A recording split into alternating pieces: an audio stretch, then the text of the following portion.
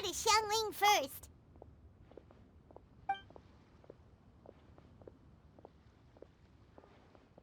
Huh? Xiangli? What a pleasant surprise meeting you here! Oh? Why, the pleasure is all mine. As is the surprise, surely. It must be fate that brings us together in this place. How have you fared as of late? I sense you are older and wiser than the last time we met. It seems your travels continue to yield valuable insights. You are too kind. So, Xiangli, are you here to listen to stories over tea again? I had originally planned to set out after this last round of tea. However, I had planned to take a walk to Qingce village and gather some nascent bamboo shoots, which are currently in season. A villager there once gave me a small sample, and they possessed a most excellent flavor. Huh? Nascent bamboo shoots? Why can't you just use normal bamboo shoots instead? Wait, Paimon knows! Because Zhongli prefers the finer things in life, right? Okay, Mr. Particular, let me guess. Ahem. The nascent bamboo shoot has a uniquely tender texture and a delicate sweet taste that its normal cousin cannot match. An astute observation, Paimon. You know me well indeed. Lantern Rite is almost upon us, but besides the bamboo shoots, there are a few other items I have not yet procured from Director Hu's list. May I ask if you have already made arrangements for the days ahead? Well, we were planning to use the opportunity to say hi to some of our friends, but before we were able to figure out a schedule, we ran into you. Well then, might I invite you to imagine the sheer delight that is a soup cooked with the freshest nascent bamboo shoots in all the land. Generous cuts of pork belly and crisp, fragrant bamboo shoots placed together in the pot and left to simmer slowly for half a day. You're doing this on purpose, aren't you? Paimon's onto your plan. You just want to hoodwink us into fetching your bamboo for you. Why, I assure you, I would do no such thing. I merely wish to inform you of the freshest, most succulent and flavorful bamboo shoots one could ever hope to taste. Ugh. Let's go, Traveler. Paimon's taste buds can't take it anymore. Collecting a few bamboo shoots shouldn't take too long. Paimon has gotta get her hands on some of that soup. Such fine specimens are indeed well worth the excursion. Very well. I shall leave the bamboo shoots to you. Should you have the good fortune to find some, please share them with me as well. See? Paimon knew he was just bamboozling us. However, there is no need to rush. The streets of Liu will be bustling with visitors and filled with all manner of celebrations during the festive period. By all means, go wherever your interests lead you. The nascent bamboo shoots would be but a wonderful final touch to a most exceptional feast. What an honor it would be to savor them in the company of friends. We're heading out. Enjoy your walk, Youngli. Take care now, you two.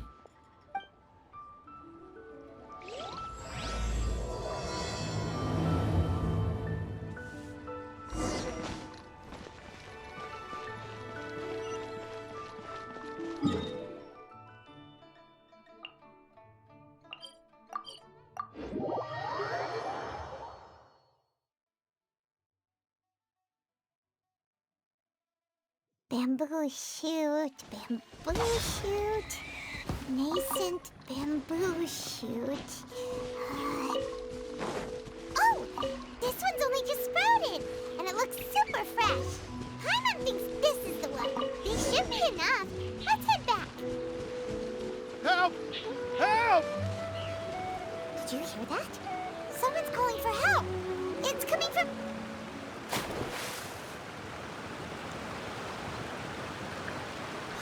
Are you okay? Did any water go down the wrong pipe? I think I'm okay now. Thank you so much.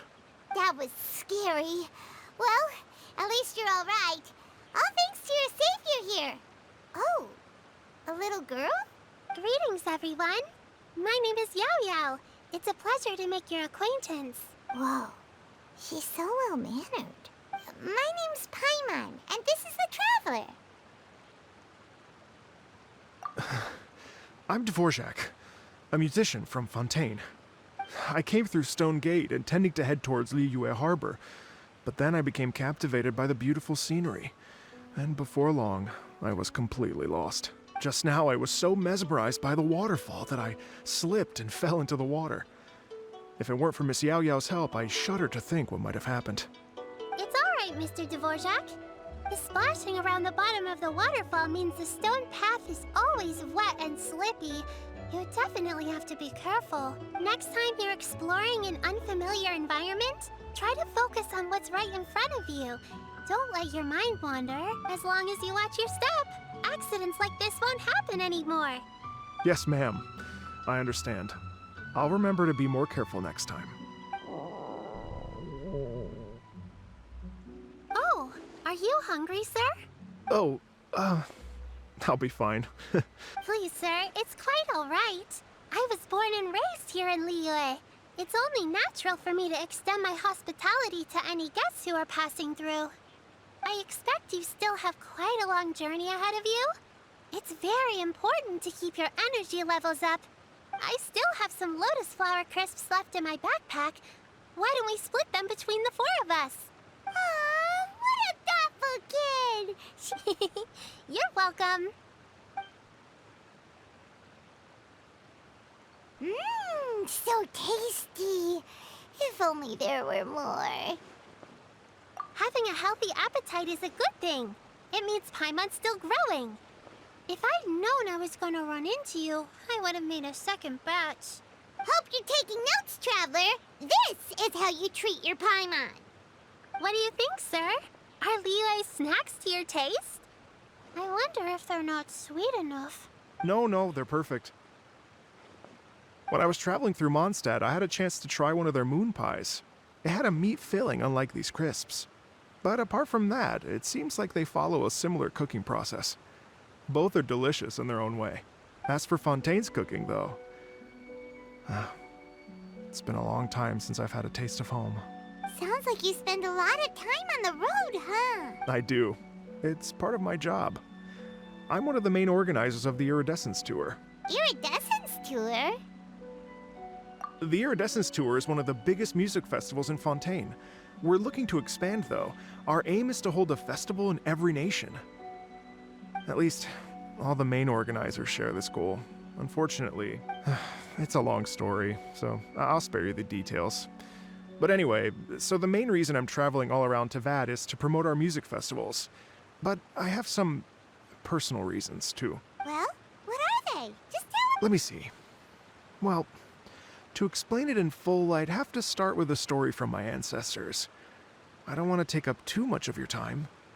Oh, I love listening to stories. We want to hear it too. Okay, then I'll start from the beginning. The story goes that my ancestor, who was also a traveler, once slipped and fell into a lake during his travels. As he was sinking and gasping for breath, he heard a wondrous tune in the air. They say it was the most beautiful, moving melody he had ever heard, even in that life and death moment. The ethereal music seized his full attention and almost made him forget the fact that he was drowning. When he finally came to, he found that he had already been brought ashore. Not too far from him stood an unfamiliar woman with an almost divine aura. Once she saw that he was no longer in danger, she left without a word. My ancestor tried to run after her to give his thanks, but although a mere dozen paces separated them, no matter how quickly he gave chase, he drew no closer and remained a dozen paces behind. In the end, all he could do was to bow in thanks to the woman as he watched her walk away towards the rivers and mountains in the distance, before at last he turned around and made his way home. Once he returned to Fontaine, he began to learn an instrument so that he could spread his story far and wide, just like the bards. After generations of retelling, embellishing, and dramatizing, people have come to think of that lady as something like a fairy.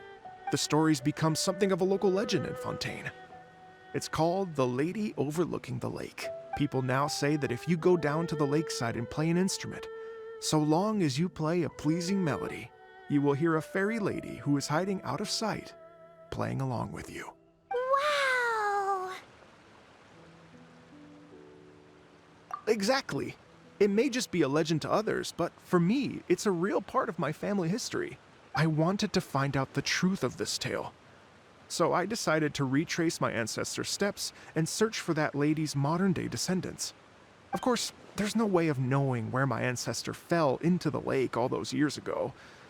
So I always knew that the search would be akin to looking for a needle in a haystack. I've spent many years on the road now, and I'm nowhere near as fit as I was in my youth. The wish that I've spent half my life chasing after has now become something of an obsession. Well, I haven't lived half of my life yet, but still, I understand how you must feel. Paimon too! It's like... imagine if you saved the center of a lotus flower crisp, which is the best part, by the way, because you wanted to eat it another day. But then suddenly, sploosh! It falls into the water, never to be seen again! Paimon would definitely remember that for the rest of her life. There's no need to feel sorry for me.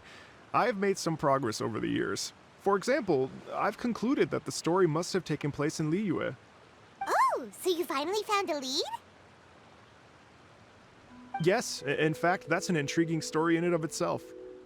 I'd always known that Mondstadt is the city of song and freedom, but more recently, I heard that the Animal Archon returned to Mondstadt for a festival in the fall, and learned that he himself is a patron deity of music. So I prayed for the Animal Archon's guidance in the Mondstadt Cathedral, and as soon as I set foot back outside the front gate, I noticed a cluster of leaves being blown in the wind further and further west, towards Stone Gate. A friendly local told me that this meant the wind was guiding me in the direction of Liyue, so I followed their advice and made my way here. Right? You get it. I knew I'd find someone that agrees with me eventually. Are you sure? It sounds a bit too much like one of those fake legends told by those treasure hoarder guys to scam gullible grannies from Jingsa Village. Rex Lapis has returned to the world! Just give me some incense and a little more towards the travel fees, and I will pass your gift on to the Lord of Geo, and ask him to keep you and your family safe and well, and so on and so on. Don't worry, Yao Yao. We have a lot of experience with deciphering omens and stuff. And anyway, you only got scammed if you handed over Mora, right? Actually, to express my gratitude, I did spend rather a lot of Mora on several bottles of fine wine, which I left at the Statues of the Seven along the way. Oh dear. Well, how about this, ladies and gentlemen? Why don't I bring you all to Yujing Terrace to see Miss Ganyu? I don't know very many people, so I can't help you out much. But Miss Ganyu and the Qixing know just about everything. If you've been scammed, they'll help you get your Mora back. And if the wind was telling the truth, and you want to keep looking for that lady's family, they'll be the best people to ask. But you've already helped me so much. Well, I was gonna take some new medicinal herbs and plants I picked to Miss Ganyu anyway, so it's no trouble at all. You know what? It's been a minute since we saw Ganyu too. It sure be nice to pay her a visit before Lantern, right? All right, well, my sincere thanks to you all. I will never forget your kindness. Okay, everyone, please follow me. I'll be your guide. Remember to watch where you're going, okay? Uh-oh. Paimon's out of a job! Oh well, Paimon will just be a cheerleader instead.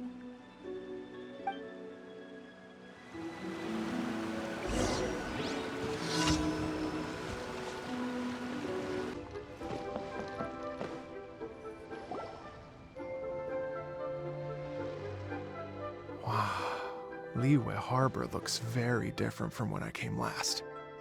It's almost as if I'm listening to the same melody, but with a richer timbre and new variations added.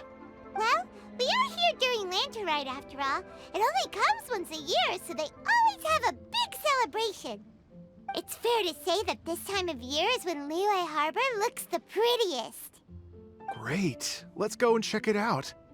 I can't wait to get into the city and see it all up close for myself. The streets are breathtaking. Smiles and laughter everywhere I look. It's contagious. I can almost feel the music in the air. I have the urge to start waving my conductor's baton. I'm glad that you're enjoying the city.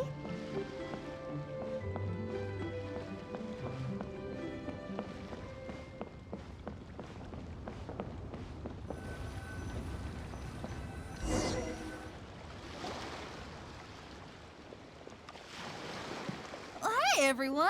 Fancy meeting you all here. What a nice surprise. Hello, Xinyan. Let me introduce some new friends. They are... Traveler, Paimon, and Mr. Dvorak, right? I've known them all for quite a while. When I was last here to advertise a Liyue stop for the Iridescence Tour, Xinyan was one of the few people willing to give me the time of day. Well, feels like I've been chasing this Iridescence Tour bandwagon halfway around the world, but I keep getting stood up. What's going on, Mr. Dvorak? I'm so sorry, Xinyan. We've had a string of terrible luck recently, and every time we've tried to put on a show, something or other has come up to stop our plans from materializing. Is that right? I guess it can't be helped. So, what brings you to Liyue Harbor at this time of year anyway? Thinking of putting on a music festival during the Lantern Rite celebrations? A Lantern Rite music festival? Yes, please! No, I'm actually here on personal business this time. Oh, so no Lantern Rite music festival? I mean, that's not just up to me. Hosting a music festival takes a lot of funding and personnel. Moreover, I've never worked with the Liyue authorities before. Even if I were to start putting something together right now, I think it'd be too rushed. Wait, but we're going to meet the Liyue Qixing, aren't we? And they're the ones in charge. Uh-huh, that's right. Miss Keqing and Miss Ningguang can make anything happen. You mean... what? This is the perfect opportunity! Well, sure, it might not work out, but it can't hurt to bring it up as a suggestion. That's the spirit! See, even the Traveler agrees with me. Mr. Dvorak, don't let yourself be put off by the fact that a few things haven't worked out recently. As for the performers, I can put you in touch with some local artists. My friend Yunjin is a well-known opera singer in Liyue. With her support and a commissioned song from the Yunhan Opera Troupe, we should be able to get something going. But what about you, Xinyan? Are you just going to sit this one out? What do you take me for? If we actually manage to make the Iridescence Tour Lantern Rite Grand Concert a reality, you think I'd... Wow! There's that rock and roll spirit! What do you say, Mr. Dvorak? Okay. I'll give it a shot. But the opening act is not something to be chosen lightly, Xinyan. I will judge your work by the strictest of standards, so please make sure you are fully prepared. Are you kidding? I thought you'd never ask. Whew, guess my shopping time's getting cut short. I'm gonna head back right away and start working on this. Yao Yao, if you run into your senior on the way to the Qixing, please send her my regards. Okay, I promise I will. Good luck with your music, Xinyan. You've got this, Xinyan! So about the senior of yours Xinyan mentioned just now, is that anyone we know?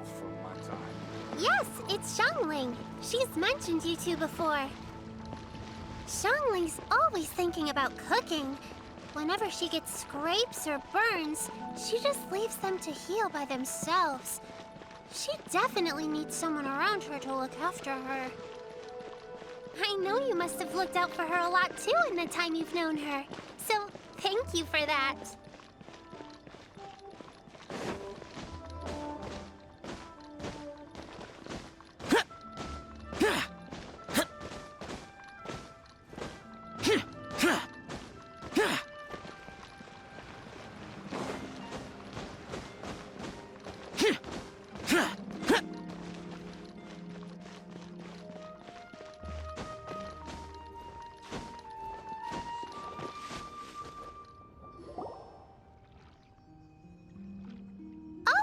it's Master! Is it okay if I go and say hi to her? Oh, calm down now, dear. I'm not about to run off anywhere. I'm not a bundle of energy like you. I haven't seen you in days, Master! I've missed you. Oh, bless you, Yao Yao. You do say the sweetest things. Ah, look who it is. Visiting friends during the lantern rite, are we? You're half right, Madam Ping. We were also trying to help out Mr. Dvorak over here. We were on our way to take him to see the Qixing. Hello, ma'am. I am a musician from Fontaine and an organizer of the Iridescence Tour. I don't suppose you've heard of it. Master! Master! The Iridescence Tour is a super famous music festival! Oh, an old lady like me wouldn't know much about that sort of thing. A music festival, you say? It sounds terribly exciting. Oh, right! Madam Ping, how would you feel about that? You're an elder of Liyue, and you know all about Liyue's cultural traditions. Hearing your thoughts would definitely help us figure out how best to approach it.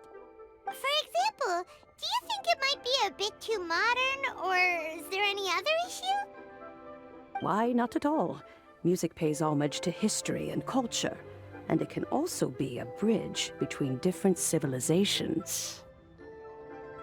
Times change, and the music enjoyed by the youngsters of today is no doubt very different from the tunes I was accustomed to in my youth. Nevertheless, all fine things in life can be appreciated. And so, I look forward to it immensely. Hear, hear. I do believe that, my own dear grandmother aside, you are the wisest old lady I've ever met.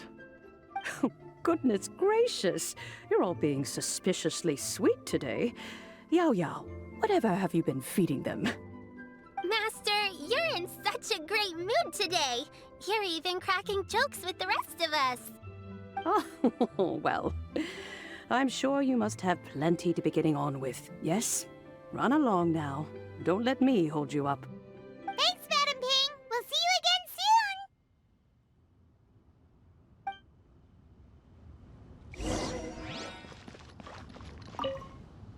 You mustn't be afraid to try new things.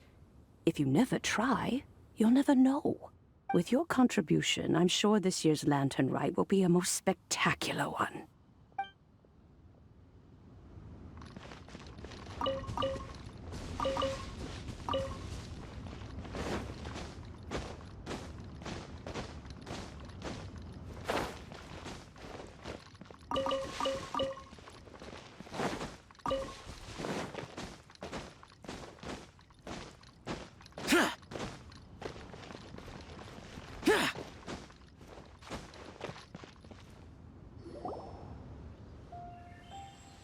And when you meet with the Ministry of Civil Affairs, please remind them that the festivities are not an excuse to procrastinate their work.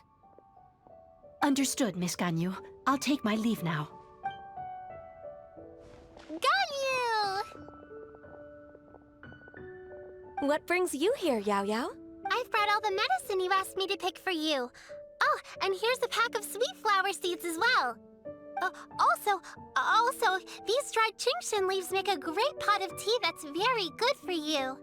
I know you've had a lot to deal with at work recently, but you shouldn't push yourself too hard. If you're not careful, you'll end up falling asleep in the grass again. Well, this is weird. It's like a responsible younger sister talking to their disorganized older sister.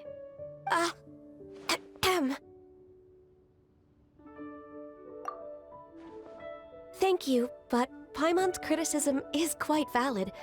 I do have a tendency to neglect matters outside of work, and that's something I should improve on. Oh, my apologies. I don't believe we've been introduced. Ah, Paimon will do the honors.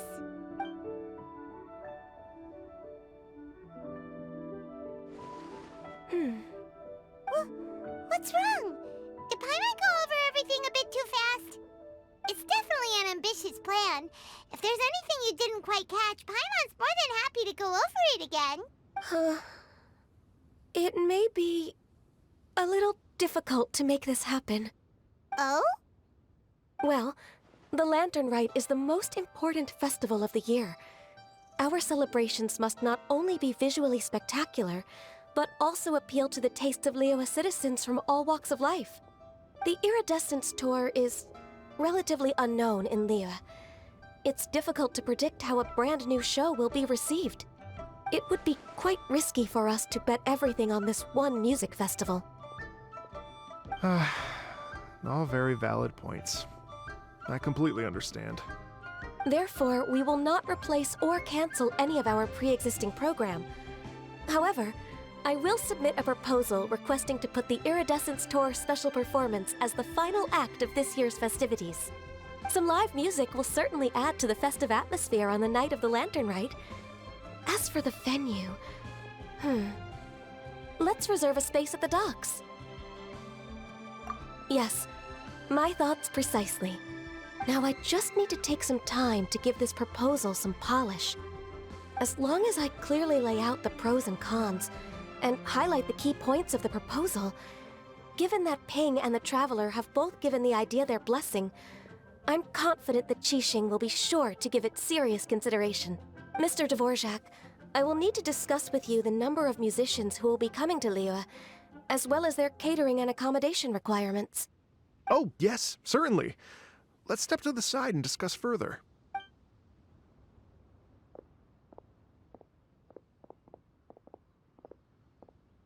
As soon as there's work to do, Ganyu's as diligent as ever.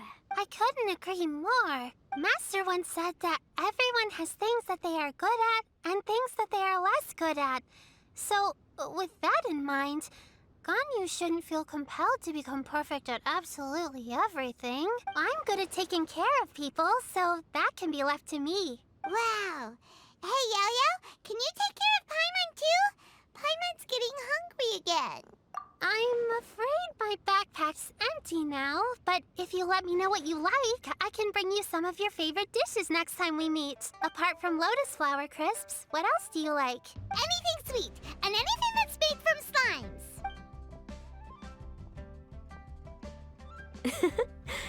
Here's what I've drafted so far. Anything else you want to add? No, this is excellent. I'm racking my brains, but I don't think you've missed a single thing. Perfect. Then we'll leave it as is. I'll go make an official copy. Oh, perfect timing. We were just wrapping up our discussion here. Not at all. Every second counts for a complex proposal such as this. I will inform the Qixing of this development immediately. Please give me a moment to pass on the message. Yao Yao, thank you for bringing my herbs. Remember to make tea from them first, Ganyu. You mustn't just chew them raw. I will. Okay, I should be getting back. If Yao-Yao stays out for too long, Mom and Dad will be worried sick. Everyone, I'm sure that the music festival will go off without a hitch, so don't worry. And in case I don't see you before, I wish you all a very happy Lantern Rite. Thank you, Yao Yao. Happy Lantern Rite to you, too. We should go get dinner together sometime!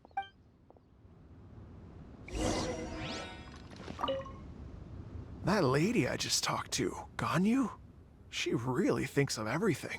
It got me wondering, could it be that all our failed attempts so far have been down to our failure to properly prepare for different contingencies?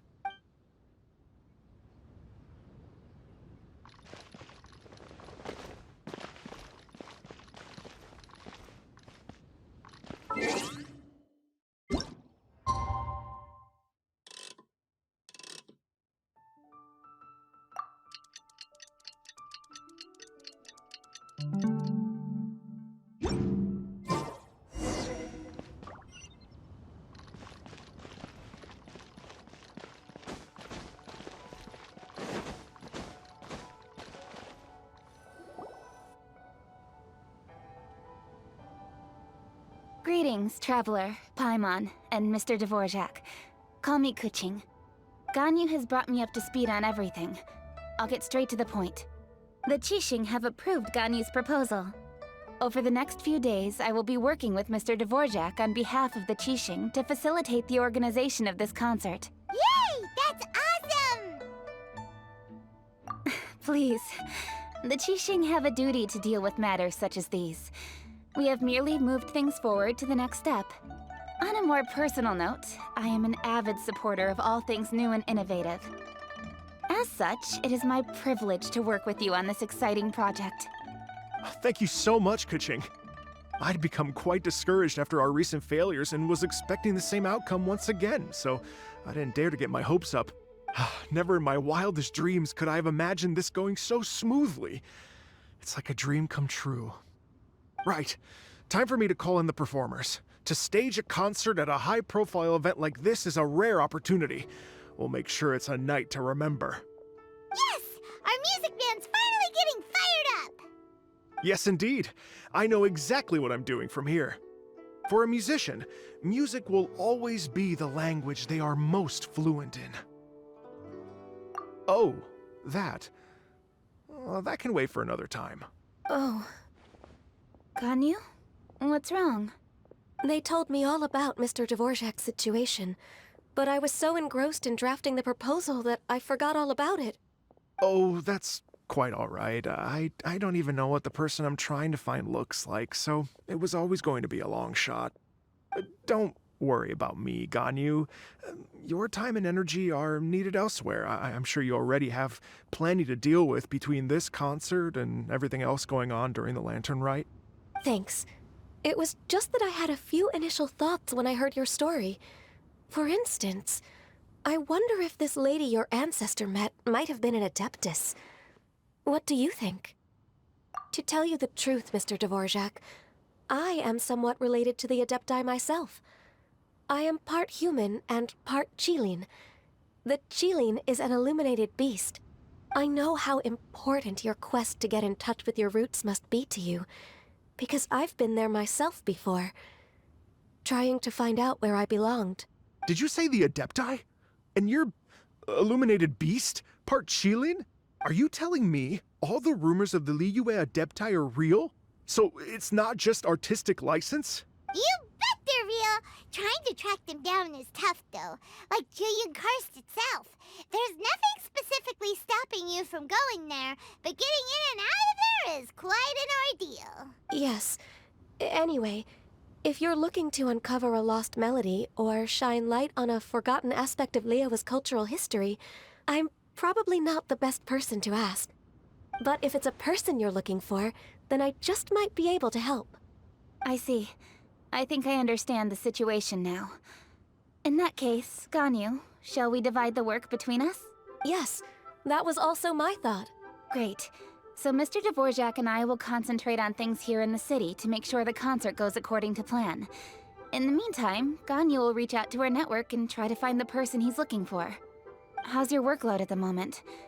Will you be able to make time? I can probably get through everything in 2 days, as long as I don't sleep. Wait, what do you mean as long as I don't sleep? Even for someone with illuminated beast blood in their veins, working for such an extended period without a break will take its toll on your health. Somehow that does not sound persuasive coming from Kuching. Be it but 3 moons from the start, he who returns is not he that departs. Even I know the importance of maintaining a healthy work-life balance. In that case, 3 days. All right, I can work with that. If you have the time, would you join me for this search? You're well known to many of the Adepti and respected among the people. I'll feel much more at ease with your company. Okay, then let's meet back here in 3 days. Watch this space, Mr. Dvorak. We'll get to the bottom of this. You're all so helpful and kind. I just... Just think. Imagine if we found the Adeptus lady, or one of her descendants, and got them to come to the performance. Wouldn't that be amazing? It'd be such a happy reunion. And that's exactly what this festival's all about. You're right. Okay, I'm gonna pull out all the stops to make this Lantern Rite a true extravaganza. We should probably get going. Mr. Dvorak, could you come with me to confirm the site? Ooh, we're coming too! I was wondering, what are your thoughts on music? What does it mean to you? Music sounds nice? Truth be told, the question of what music means to people is one that I've been pondering for quite some time. Let's revisit this question after the concert.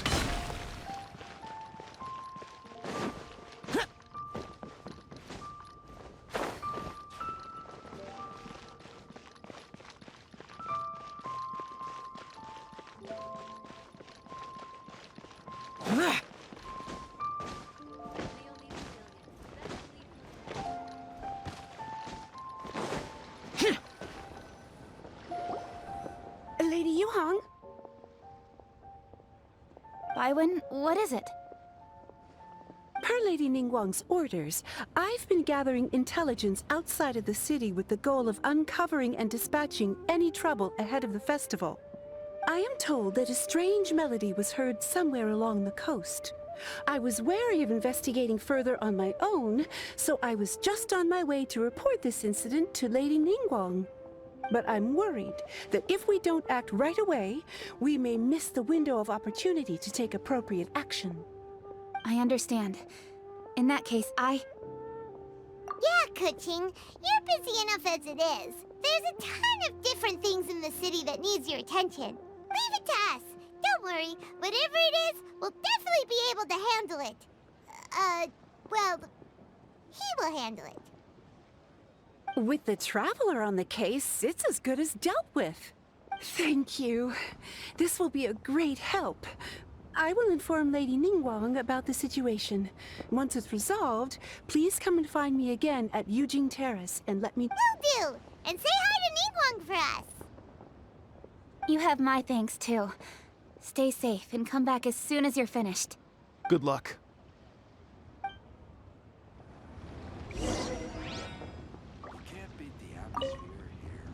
She said she'll reach out to the Yunhan Opera Troupe? Huh, I see. Then I'll arrange for a rehearsal venue and accommodation as soon as possible. Everything should be ready tonight. Many thanks, Kuching. You know, I once heard someone from Liyue describe a person as swift as lightning and agile as the wind. At the time, I thought it was a curious expression, and I had a hard time piecing together a mental image of such a person. But now, having seen Kuching in action, I honestly can't think of any other way to describe it. It's such a vivid and expressive phrase, a testament to the richness of Liyue's culture. You're too kind, Mr. Dvorak.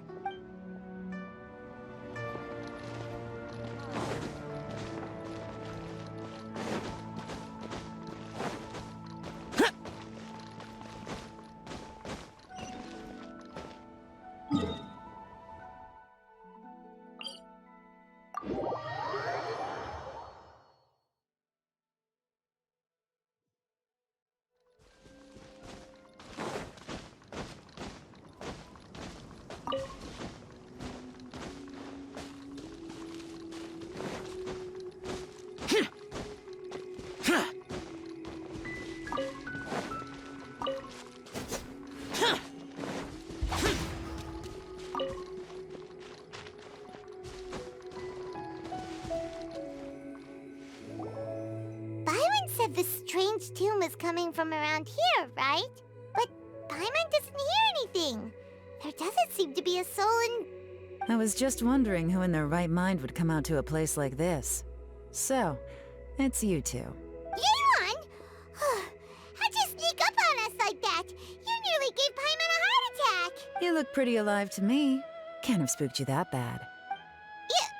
Fair enough. Ah, you're here for that too? Saves me a bit of explaining. Come with me.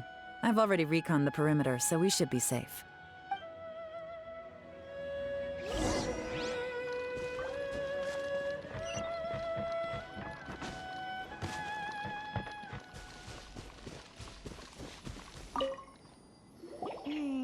The stuff by the door is in pretty good condition, though.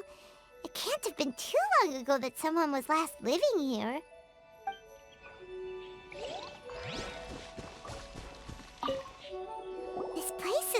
completely empty. There's nothing valuable left here at all.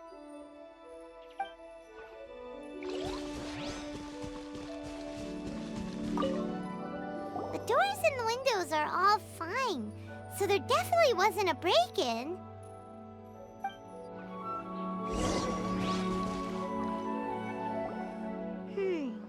How strange. It looks like it's been looted, except for the fact that there's no sign of a struggle. The bad guys could have sneaked in while the owner was gone, but then how do you explain why the door and windows are intact? Seems you've done a pretty thorough inspection. So, any theories on what might have happened here? Yaylon, you didn't hide some of the evidence from us on purpose, did you? Why would I make this more difficult for you? We're on the same side here. Okay, well, Paimon gives up then. Paimon's got nothing. What about you? Give up as well? Your instincts are pretty good. Or perhaps it's not instinct.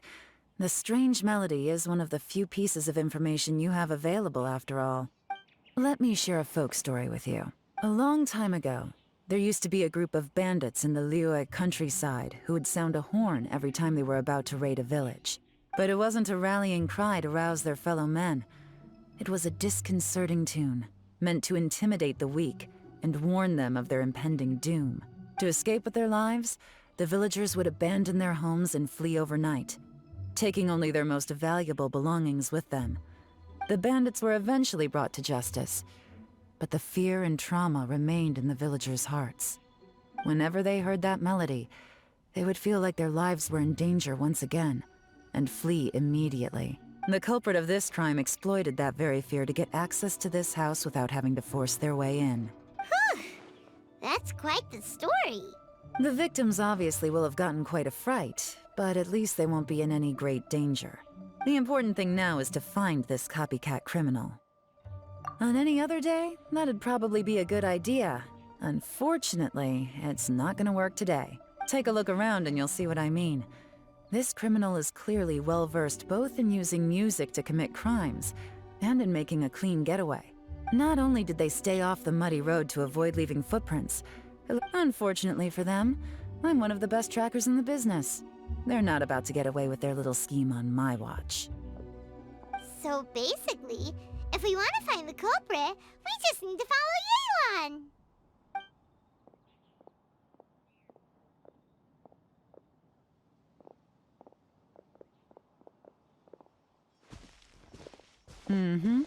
As long as you can keep up. Since the culprit's trying to be cautious and low risk, I'll bet they left through an area with some vegetation for cover, but not so much that it would slow them down.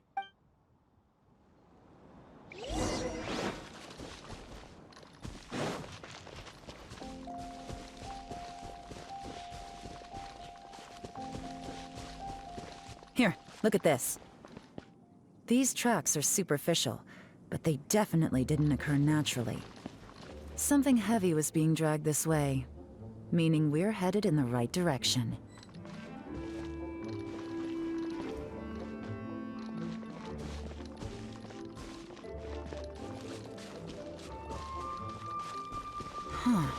Their pace has increased. Normally, people carrying a heavy load slow down as their journey goes on and they start to tire. Whatever's motivating them to speed up must be psychological. For instance, reaching the home stretch.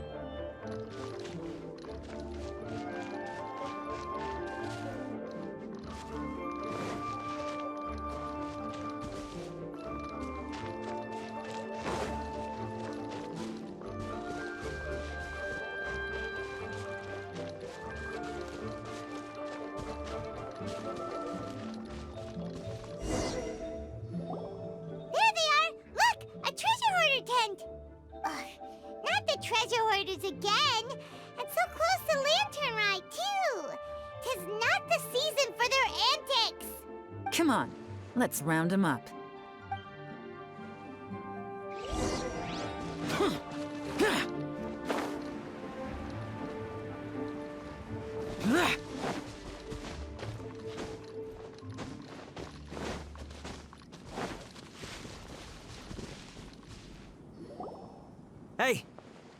are you? Where did you come from? The evidence is conclusive. Okay, confess and we'll go easy on you. My patience is running low, so why don't you do us both a favor? You kidding me? You think I'm scared of you? Perhaps not, but you should be.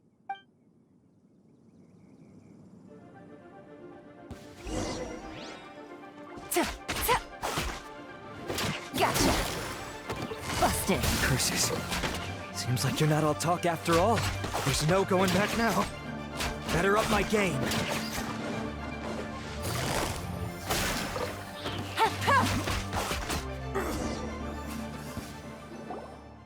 Mercy! Have mercy! Oh, it's a little late for that. I've come this far, I might as well finish the job. I surrender! I surrender, please! I'll do whatever you say. Please have mercy. Tell us everything. You have one chance. And I'm warning you. Don't make me ask twice. I won't, I swear. So Lantern Rite's nearly here, and like a lot of people, I wanted to buy a few nice things. I know I'm with the treasure hoarders and everything, but I don't really have any kind of experience with robbing people and whatnot. So I don't have the guts to break into somebody's house. Wow, you're really going to complain to us about that? No, not at all. I'm just telling it how it is. Okay. Continue. I racked my brains trying to think of what I could do, and eventually, I remembered something from back when I was a kid. The bandits would blow their horn, and my grandma would grab us kids and run. I remember the tune, so I figured I'd try it for myself. I mean, just to see what would happen. At first, anyway, I seriously didn't expect that family to pack up and leave.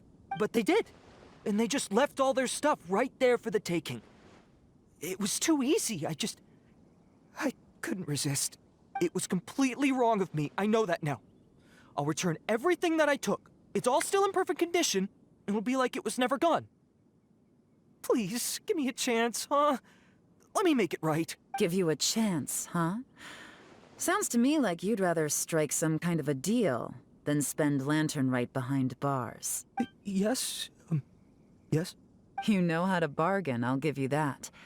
It's just a pity that you didn't confess at the first opportunity. You'll have to take a walk with me. Once we've returned the goods, we'll find the owner of the house, and you can apologize to them in person. After that, I'll escort you to the Ministry of... Yes, ma'am! You know, as a former victim of this kind of crime yourself, I doubt anyone understands the fear you inflicted quite as well as you do. Does your greed matter more to you than your fear? More to the point, if you can play a tune from memory, don't you think you should be capable of making an honest living? You mean... That's enough hints for you. You'll have plenty of time to reflect on all of this yourself. There's not much left to wrap up, so I'll take it from here.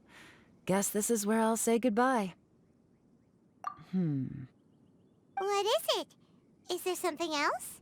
I'm still not sure how you first got your hands on this information, so play it safe when you get back. Don't mention to anyone that you ran into me out here. You helped a lot with the investigation and arrest anyway, so it's perfectly fair for you to get all the credit. Just take it. It works better for me, too. See you when I see you, and happy Lantern Rite. Yeon's such a pro at this. With her taking it from here, it's as good as resolved. Whoosh! Random event, a strange melody, complete! Although, it's kind of a shame that we never got that treasure hoarder guy to play the melody again. 'Cause Paimon's curious, that's why! It's like when you have a tune stuck in your head, but you don't even know what it is! It's driving Paimon crazy! When we were chatting with Mr. Dvorak, music seemed like such a positive thing. And most music is, right? It can help us relax, feel all warm and fuzzy, recall happy memories, or even just think happy thoughts. Paimon never imagined that music could be used to commit crimes. Oh, really? Huh. Makes sense. Paimon's musical understanding improves again! Well, anyway, now that everything's resolved, let's get back to Liyue Harbor. Byron's still waiting for us with our random event rewards.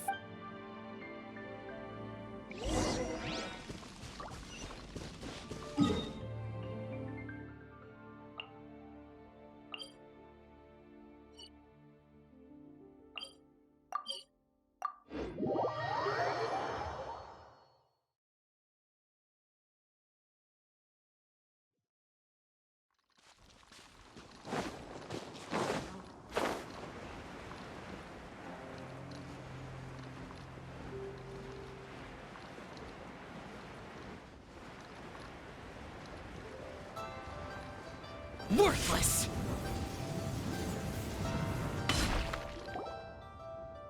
Byron, we're back! Everything's all sorted! That's great news! Oh, please wait here a moment if you would be so kind. Lady Ningguang instructed me to advise her upon your return.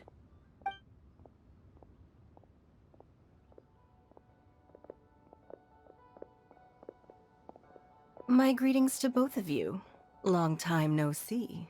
No need to be so formal with us, Ningguang. We've known each other for a long time now. You must be super busy with all the preparations for Lantern Rite. Don't mind us. On the contrary, I think it is those that I have known longest to whom I should extend the greatest courtesies. Alas, on a different day, I would invite both of you inside for some tea and a brief respite from your travels. But you're quite right. Trivial matters aside, there's no escaping the fact that we have a grand concert to organize. Once the performance itself is over, we'll then need to invite the representatives of the Iridescence Tour for a discussion on future collaboration opportunities. Simply put, there will always be work to do. Whoa, you're already thinking that far ahead? Well, we can discuss more current affairs if you'd prefer. I trust you saw this year's Mingxiao lantern at the docks when you arrived at the city? Yeah, it looked like a goose. Which Adeptus is it modeled on this time? Sea Gazer. I believe you're familiar with the name. Legend holds that he was free-spirited and easygoing.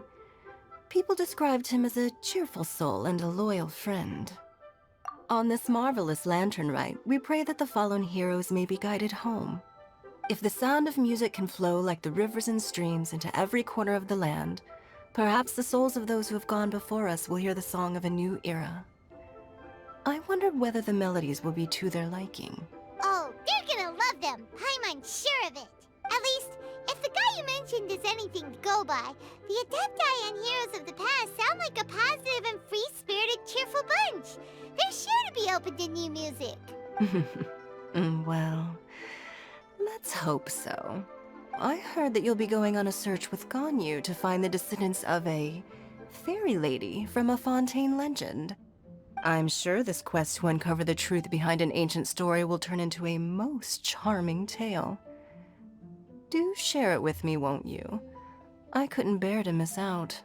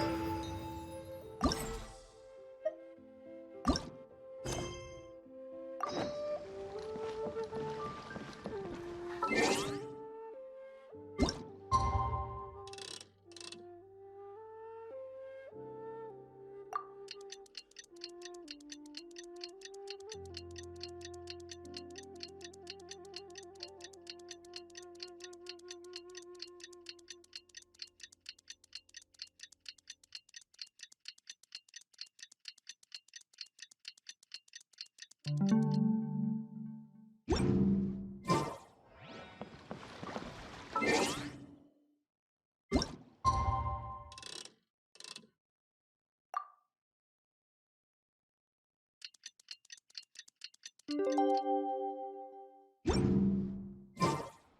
like it's about time for us to meet up with Ganyu.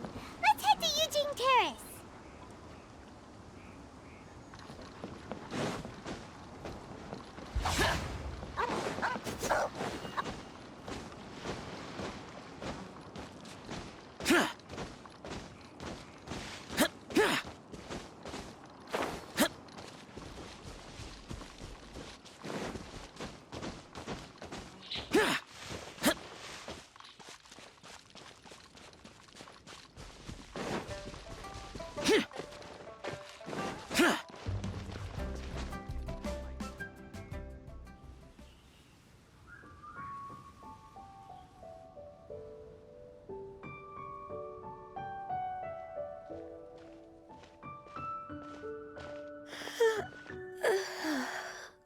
Greetings, Traveler and Paimon. What time is it? Are you okay, Ganyu? You were nodding off there. Didn't you sleep well last night? I'm fine. Don't worry about me.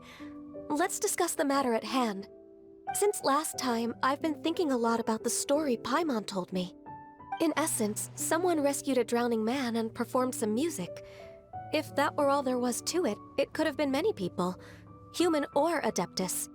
But the tune was allegedly so wonderful that the drowning man forgot about everything else, even his own impending death, and only came to his senses after being brought to shore. Perhaps there was an adeptal power at work in that music that he, as a mortal, could not perceive. Or perhaps he sensed a power surrounding him but lacked the words to describe it, not knowing where it came from. Either way, if this part of the story is true, then the rescuer has to have been an Adeptus. You really think so? But this story is all the way from Fontaine.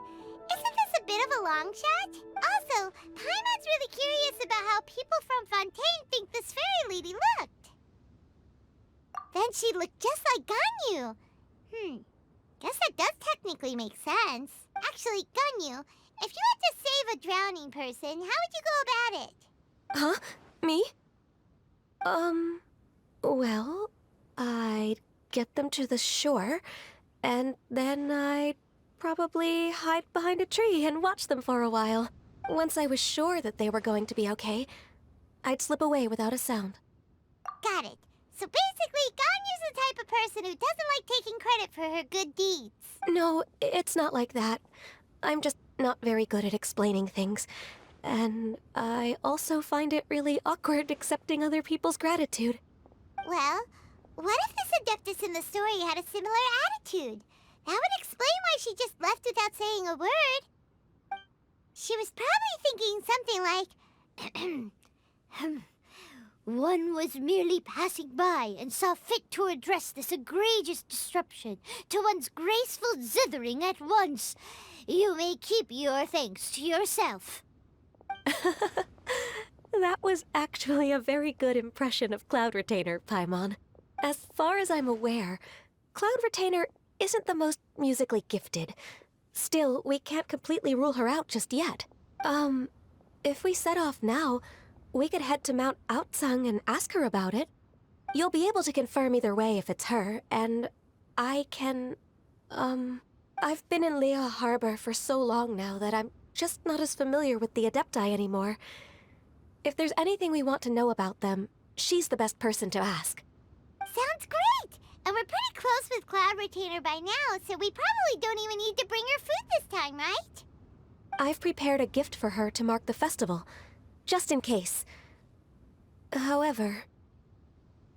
Cloud Retainer spends most of her days studying mechanisms in her abode. She's on her own so much of the time that the moment she has someone to chat with, she just... Never mind. I promised I'd help Mr. Dvorak, and now that I've made the contract, I can't be having second thoughts. Traveler, Paimon, let's set off for Cloud Retainer's abode. Seems like this is a tough decision for Ganyu, but she's made up her mind now. Paimon think it's why she'd be so anxious. Okay, how about this? If Cloud Retainer tries to start telling stories about her again this year, we should pipe up and change the topic. Wait, did she leave already? Hey, Ganyu, wait up!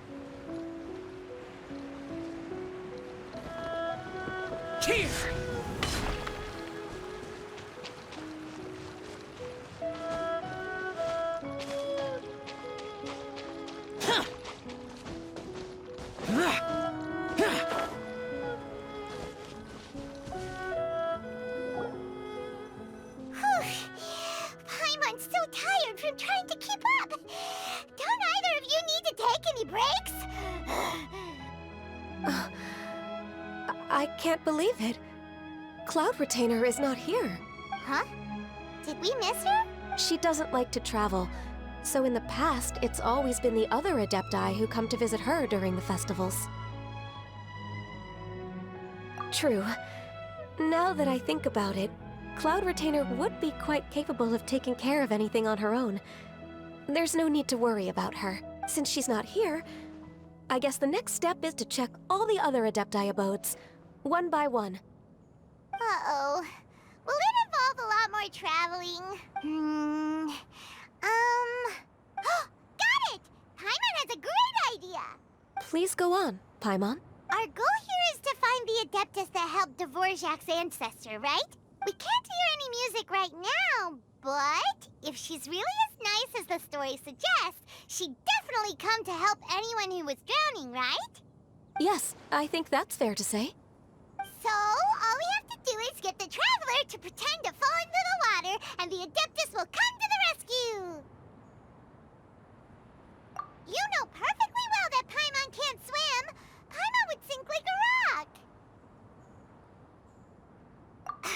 Just trust Paimon! The water's pretty deep over there! Quick, swim to the very center!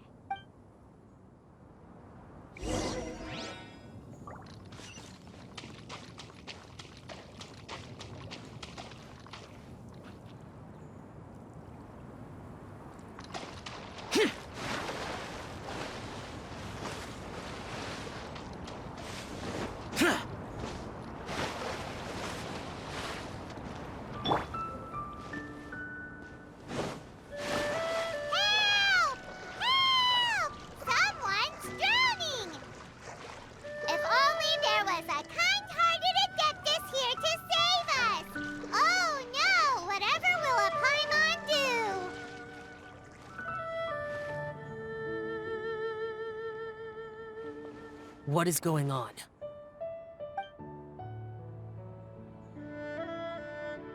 How do you feel right now?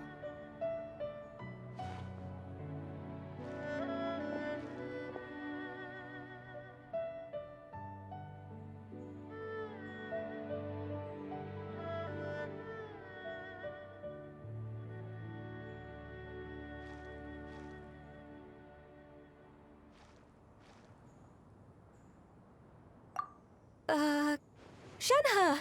And the Conqueror of Demons. Why don't you say something? Please don't make Paimon explain it. Okay, fine.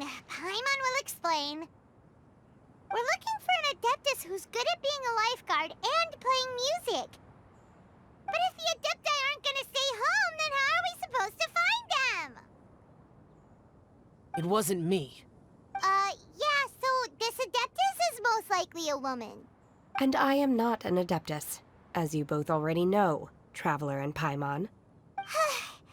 Okay, so this is Paimon's fault.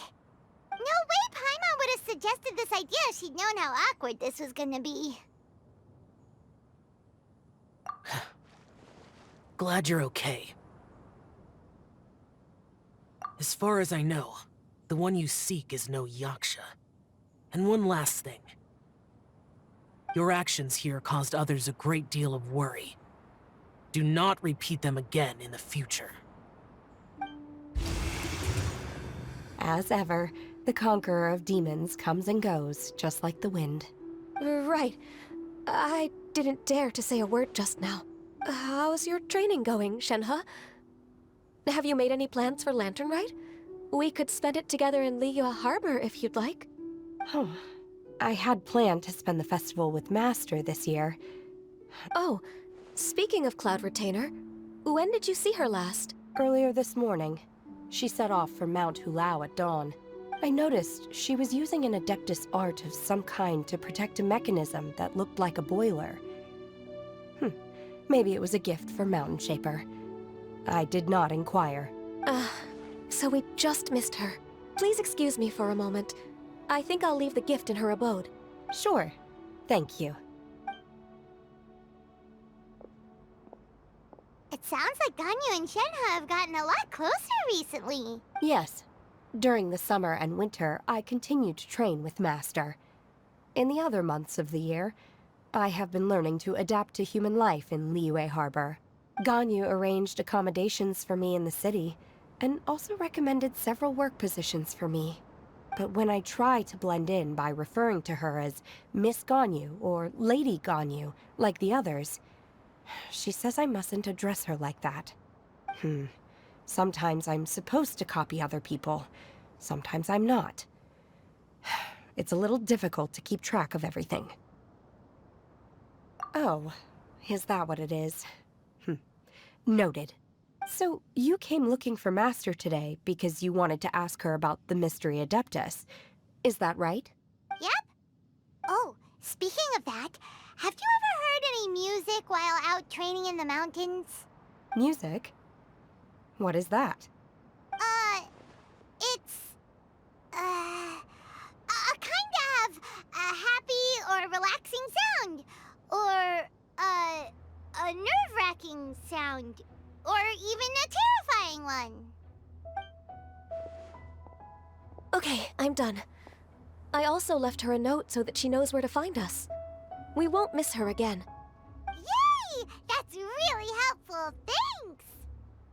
We were just talking about this thing called music, and based on Paimon's description, I do believe I hear it every day. Please follow me. Oh, really? Great, let's go!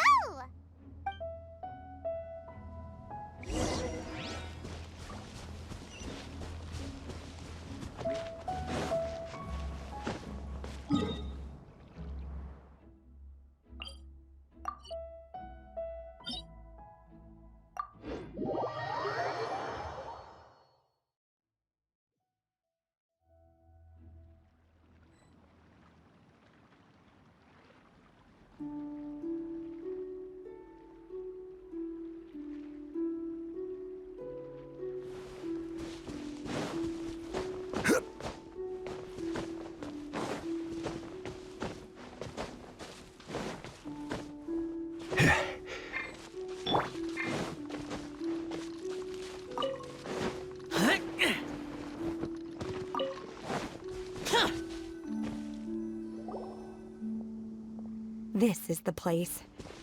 I enjoy training here to the sound of music.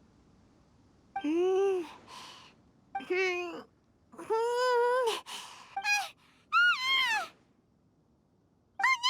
Paimon's gone deaf! Paimon can't hear anything! The faint sound of birdsong, the quiet murmur of the streams. These are relaxing sounds. Are they not the music of which you speak? Oh, Paimon wasn't quite done with the description. Okay, fine, it's all Paimon's fault. What we're looking for are not the sounds of nature, but melodies played on special Oh. And a melody is?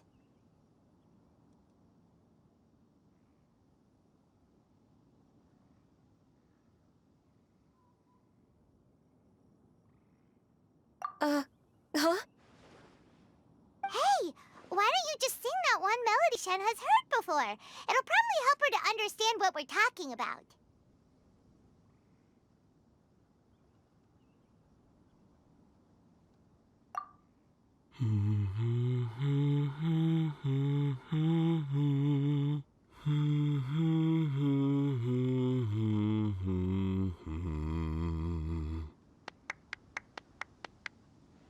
Oh, was that from the opera that Yunjin sang? Mm-hmm.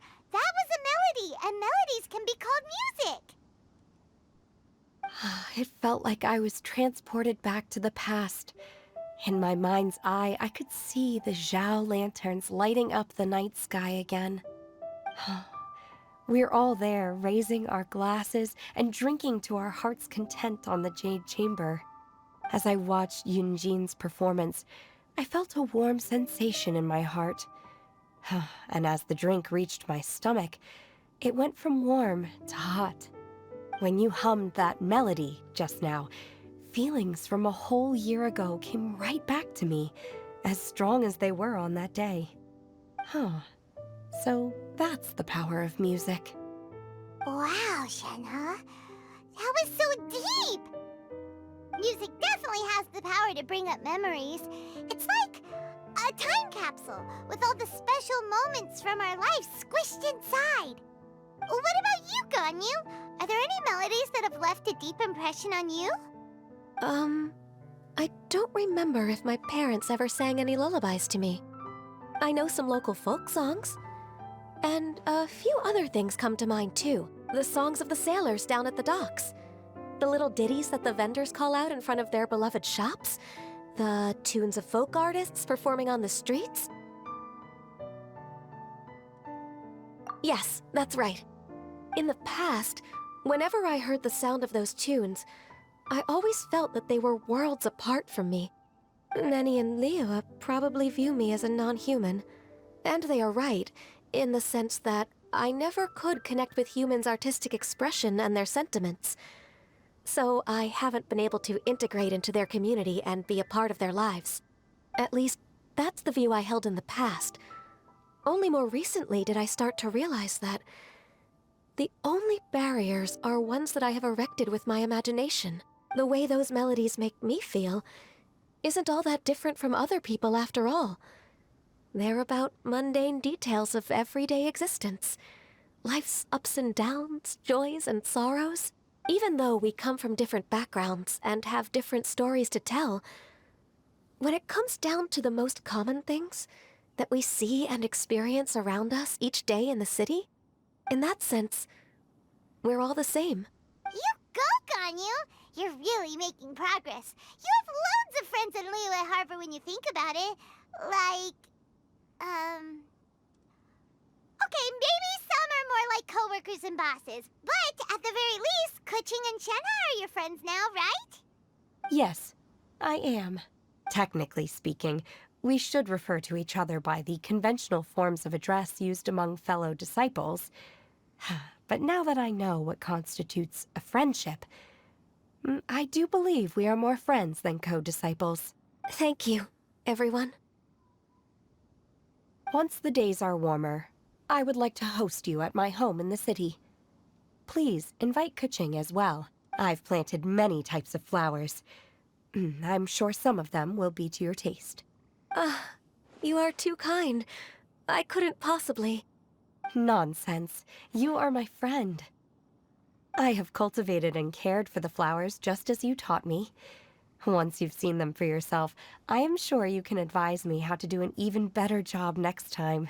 I will save some for decoration. We can feast on the rest. Then, thank you in advance. Wait, what is that saying again? If you insist?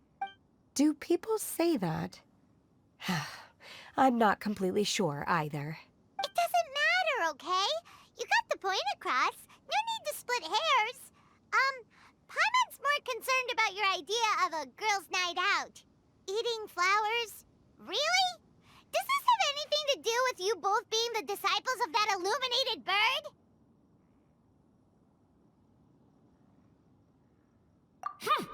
Who dares refer to one not by one's Adeptus title, but merely as that illuminated bird? Master. Our greetings, Cloud Retainer. Ah! There it is! The illuminated bird has landed! Double humph. Now she has the gall to use it rather than she, even after being chastised once already? Barely a moment has passed since we last met, and yet your impertinence has reached new heights. Very well. If you refuse to learn your lesson, one shall scold you no further. One has received your message from Ganyu. On the matter of the Adeptus you seek, one suspects to know their identity. Well, shall one lead the way? I still have to complete my training for today, so I will bid farewell to everyone here. Very well. Await my arrival at one's abode later this night. On this special occasion, you should indulge yourself with some savory dishes. If you want to release a Shao Lantern, come and find us anytime. Thank you, everyone. Happy Lantern Rite to you too.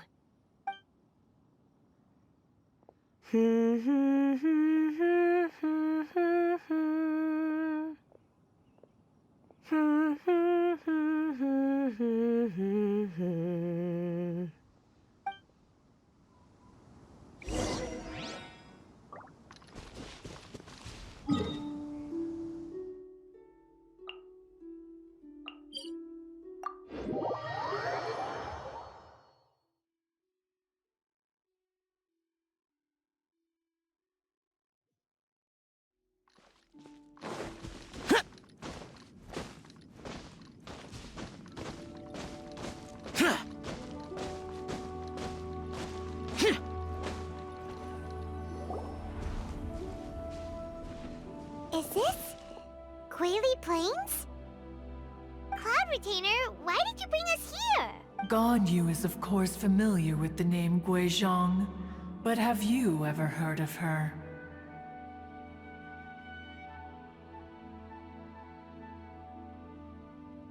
Guizhong is another name of Agentis, the god of dust. She was extroverted in nature and adored social gatherings and inventions alike. Long ago, this region was yet a prosperous assembly. Guizhong often invited her friends to visit her home, reserving for us seats around the largest stone table. Sea Gazer would always bring out his latest treasure and place it upon the table. He could be quite the braggart. Though usually a mild-mannered fellow, when it came to those collectibles he was so fond of, he always loved to show them off. Paimon remembers that name. So that's what Sea Gazer was like. He was an old friend and a former rival. One has many memories of him. Once he had brought out the treasure, it would predictably become the center of attention.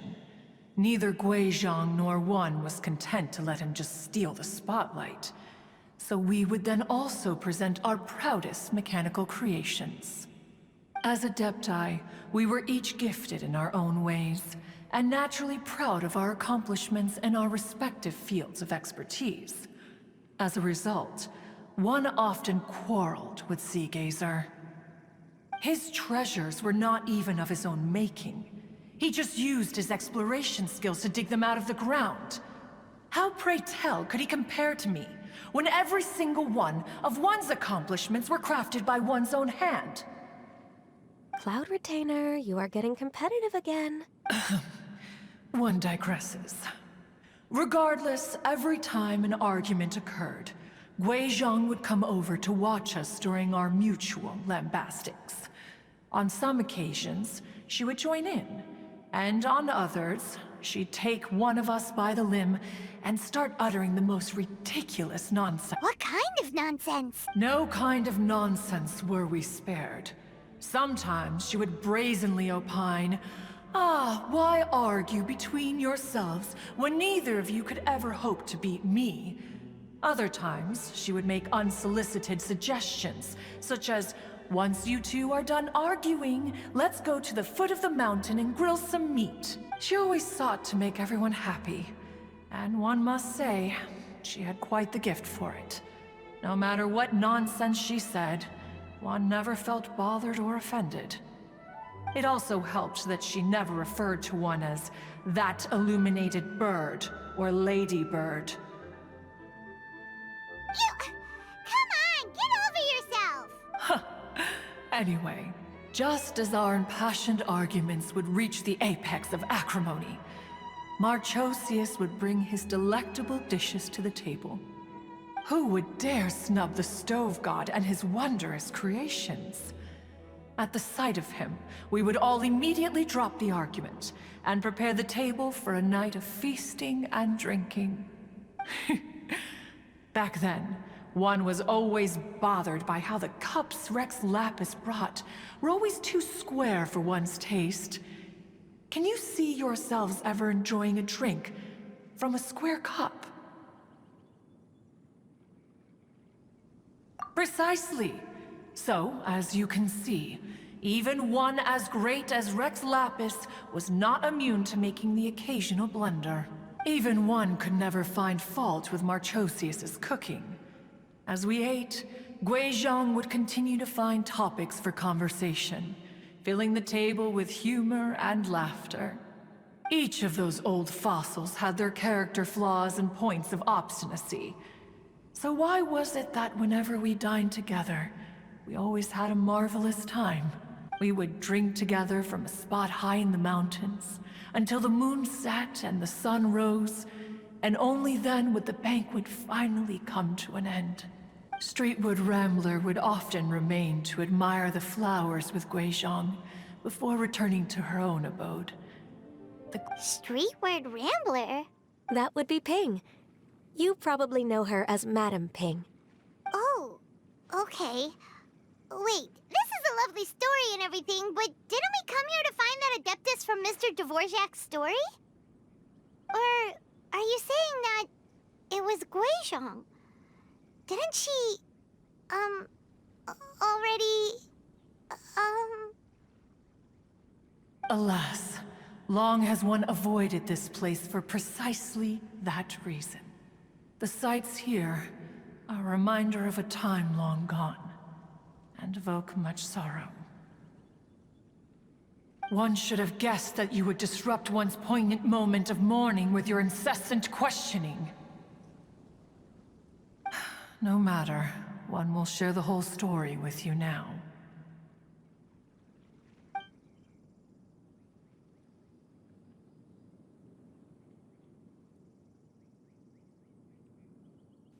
In times gone by, one quarreled oft with Guizhong concerning mechanical principles.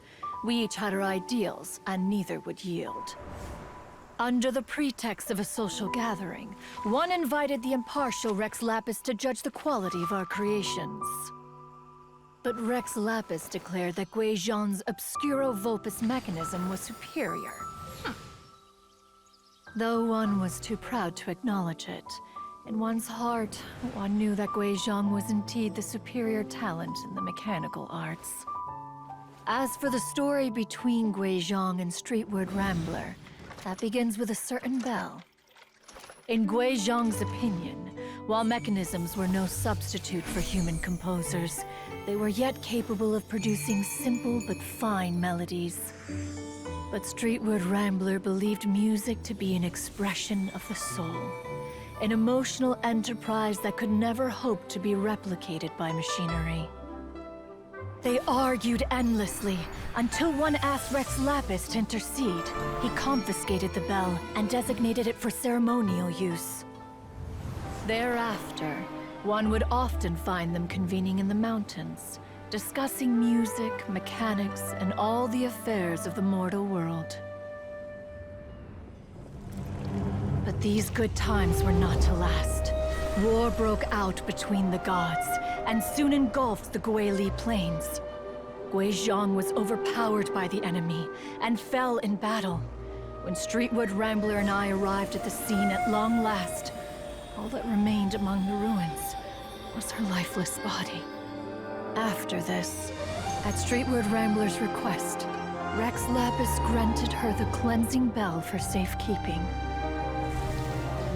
To honor our friend's memory, one made a few finishing touches to her ballistic device. Many lantern rites have passed since then. Many greetings and goodbyes. Upon what do you gaze? The Guili Plains? No. It's everything.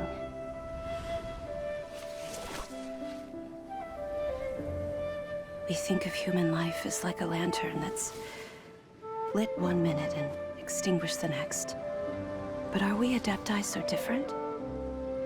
Perhaps as dust settles after a storm, we too must one day return to the world below. One has always been austere and private by nature, and has never relished socializing. One's dealings with Guizhong were born out of discussions on the discipline of mechanics. What? You have loads of friends, and you seem pretty chatty.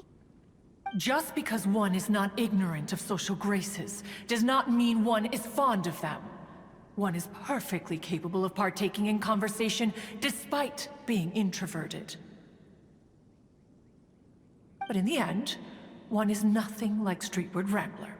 She is dauntless but thoughtful, not to mention eloquent and wise. Moreover, her friendship with Guizhong was far greater than one's own. Back when they were rivals, they would often compete against one another in the realm of musical composition. That cleansing bell was one of Guizhong's proudest works, having the ability to both compose and perform. Wait, that's weird. Didn't Madame Ping say she pestered an old friend for that bell? And she also said something about being a vain beauty when she was young or something. Streetwood Rambler, a vain beauty. My foot. That bell has a sad history. Clearly, she refrained from sharing with you the truth of its origins, since the right time had not yet come. As for her old friend, who else could it be? As soon as Streetwood Rambler heard that a certain Zhang Li wished to borrow the bell, she realized that the man was none other than Rex Lapis, and that he had made an enormous decision. After all, we all have known each other for several millennia. Some things between us are implicitly understood. Whoa! So they were talking in secret code? Oh, Paimon did not see that one coming. Enough of your intrusions. Where was one up to? Ah, yes. One remembers now. The cleansing bell is powered by a mechanical art, and can be used to great effect as an accompanying instrument. After the passing of its creator, it was used on numerous occasions during rites of parting. But Streetwood Rambler did not acquire it from Rex Lapis for the purpose of producing further funerary tunes. No. Each time she rang it, it was to play the tune that Guizhong composed on it. The two once clashed over their beliefs about the meaning of music. Who would have thought that with Guizhong's passing and Streetwood Rambler's mourning, two tunes composed in discord would eventually become one harmonious composition? Once upon a time, Streetwood Rambler also loved gatherings, liquor, and music. But after Guizhong passed, she preferred her own company. She could often be found sitting alone at a mountain summit, contemplating and reminiscing with her zither. The music would go from mournful to soothing to impassioned. Many years passed before she finally composed a melody to her satisfaction. In celebration, she played the tune to the clouds. Regrettably, one has only ever heard her play that tune once. Which brings one back to the matter you've been investigating. Perhaps it was during that performance that the ancestor of your Fontaine friend fell into the water and was saved by Streetwood Rambler. But if she was so happy with the melody, why would she only play it once? One was also greatly perplexed by this. After suppressing one's curiosity for a long while, one finally approached her and asked why she would retire the tune after having spent so long on it. In response, she said, "Though the strings that played that melody survive, the one who inspired it is gone. Tell me, Cloud Retainer, when the one attuned to my soul is no longer here, who else could hope to understand this tune?" Aw, poor Madam Ping. I just remember being taken care of by you when I was young. Once the Archon War came to an end, I stayed behind in Liyue Harbor to honor my contract. Although I met Guizhong a few times, I never knew anything of this particular story. Guizhong was quite the visionary, but tragically passed before her time. Her manuscripts still lie unfinished in the realm of clouds. Blank pages give one cause for contemplation on what might have been. Had you not decided to search for that mystery Adeptus, perhaps these stories, too, would have been lost to the sands of time. As of now, you know the truth. That the Adeptus who rescued the drowning man was none other than Streetwood Rambler. Do you intend to discuss this with her?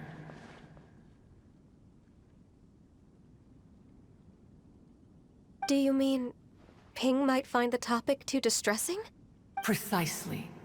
The passing of our old friend is a heavy topic that both of us are usually careful to avoid. If I may be so bold, Cloud Retainer, could it be that this is just your own personal opinion? Oh? How so? I've been in Liyue Harbor for quite a long time now, and I've witnessed many farewells along the way, so I too am well acquainted with the pain of the passing of a loved one. But this doesn't bring the city or its people to a standstill. They have to keep moving forward. Someone as perceptive and wise as Ping will surely have come to understand and embrace this. Though these immortal mountains have lost an Adeptus, the harbor of mortals has gained a wise elder. No loss can ever be undone, but there is always much that can still be gained. Ping has helped countless people, and will guide many others in the years to come. And all to whom she extends a helping hand become her friends. People she can admire flowers and discuss music with. Though it is heartbreaking to lose a kindred spirit, life goes on, because there are new friends waiting for you further down the road. We even asked Madam Ping what she thought about adding a music festival to this year's Lantern Rite. When we get back, why don't we just ask her if she'd like to perform? Maybe we can even get her up on stage. You youngsters and your imaginations. Why don't you come with us?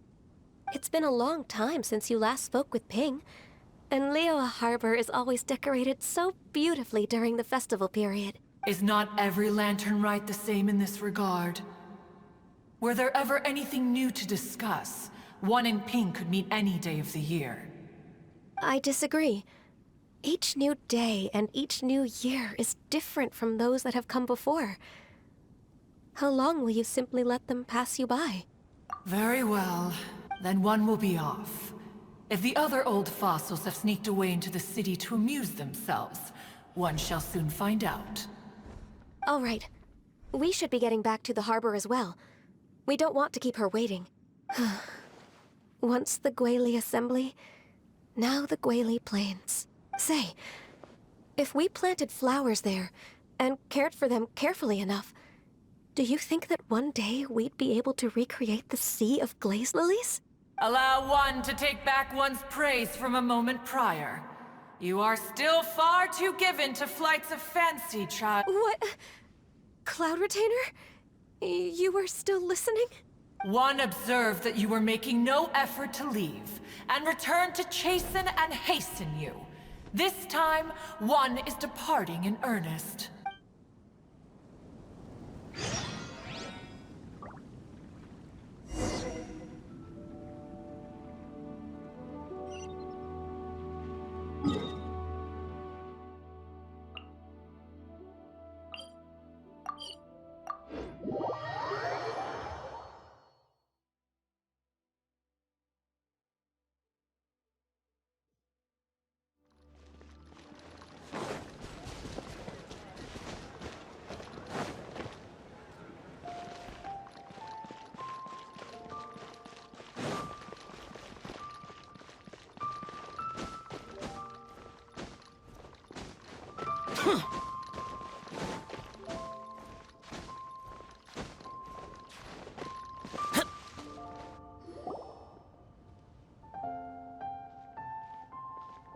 Whoa!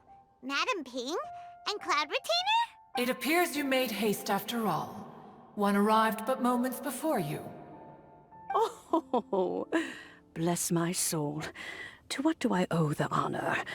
How nice of you all to come and visit me. Miss Illuminated Bird, haven't you said anything yet? Said what, precisely? And why should one be tasked with saying it? 'Cause you're the one who's known Madam Ping the longest. Street word. Or rather, presumably, you would prefer to be addressed as Ping? Oh, Cloud Retainer, you are uncommonly polite today. Given that Lantern Rite is almost upon us, the weather in the city is most pleasant, and a sweet floral fragrance lingers in the air. Ganyu, please continue from here. Huh? All right. So, this all started because we were trying to help Mr. Dvorak find the Adeptus who saved his ancestor's life. Cloud Retainer informed us that the one who played that melody and rescued the drowning man was none other than yourself. Ah, let me think. Yes, I do believe I recall that encounter. What a long time ago that was.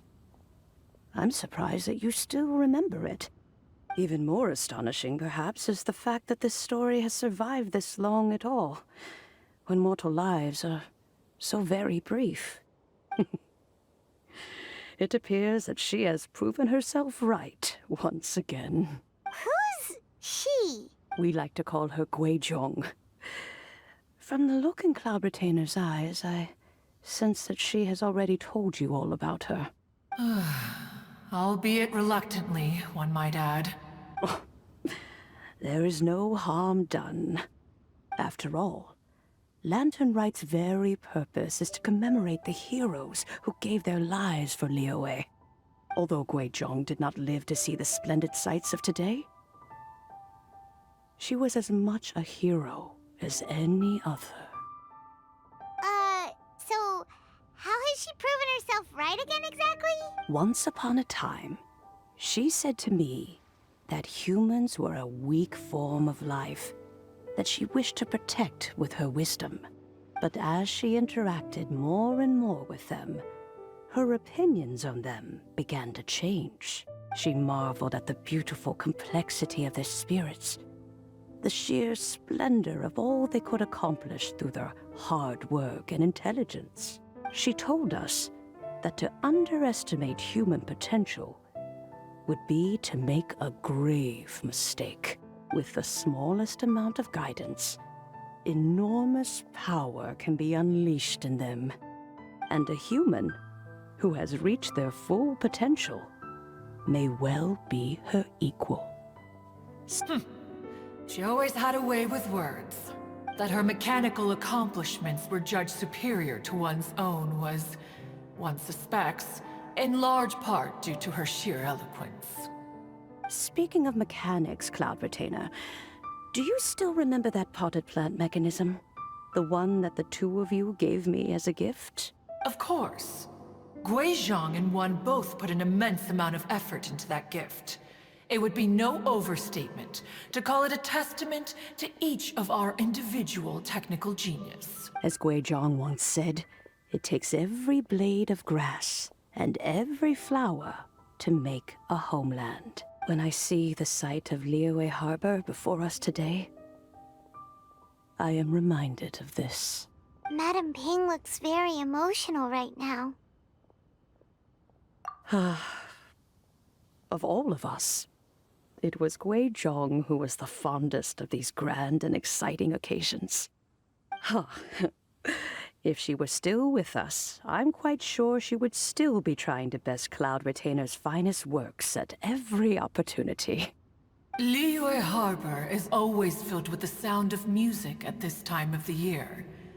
If she were here, one is certain that she would seek you out to discuss and debate the virtues of various melodies.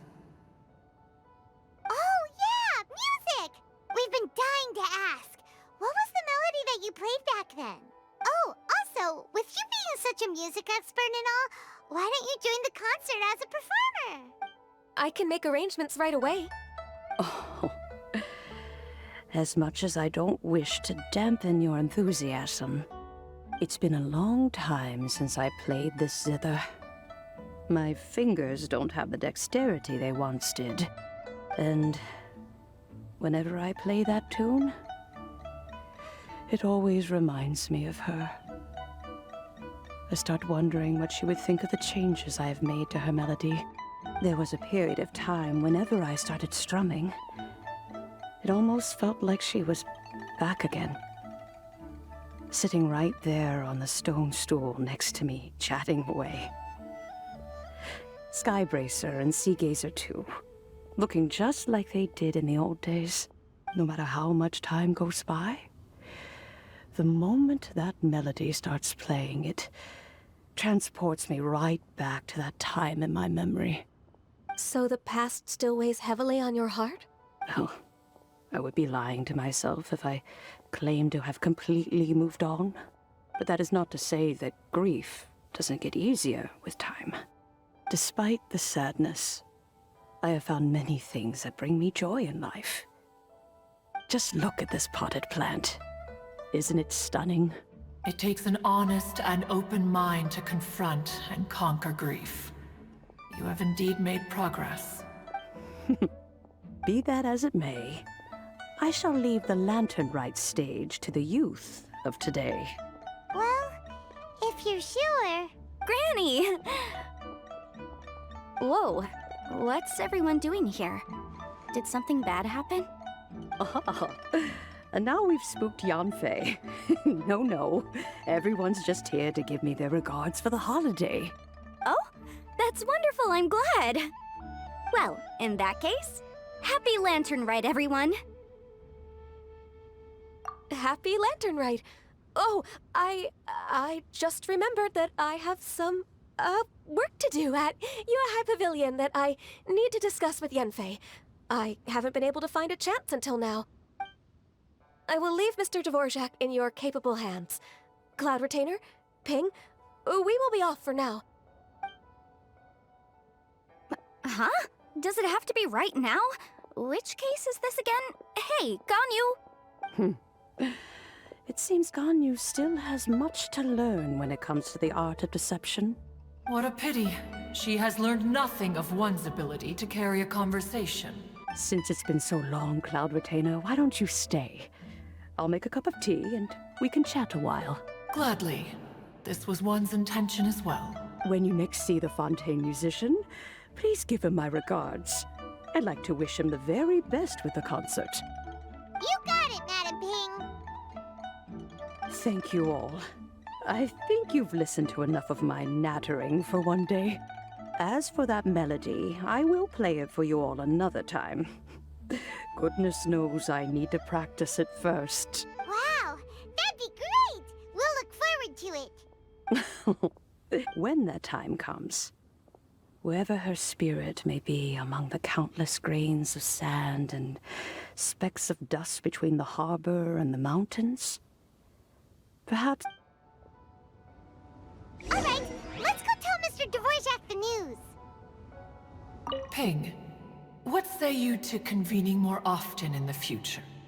That would be quite wonderful. But I must say, after all this time, I've grown quite accustomed to the harbor. When we are to meet, I shall have to trouble you to make the journey to the city. You sound just like Shenhe. The child is constantly telling one all sorts of stories from the city, as if one was partial to them. Have you ever considered moving to the city, Cloud Retainer? There are plenty of people here to talk to. I think you would find it quite the antidote to the monotony of solitude. And if you looked around, I suspect you would find some young minds with an interest in the mechanical arts. Some of them even worth training. We shall see.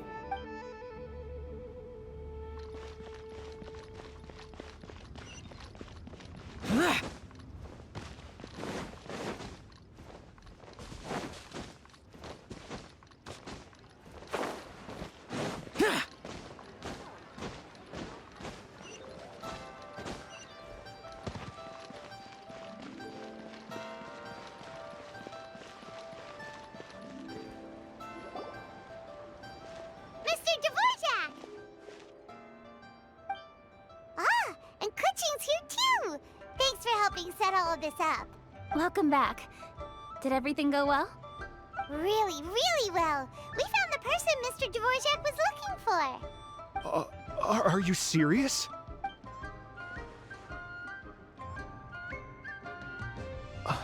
I see.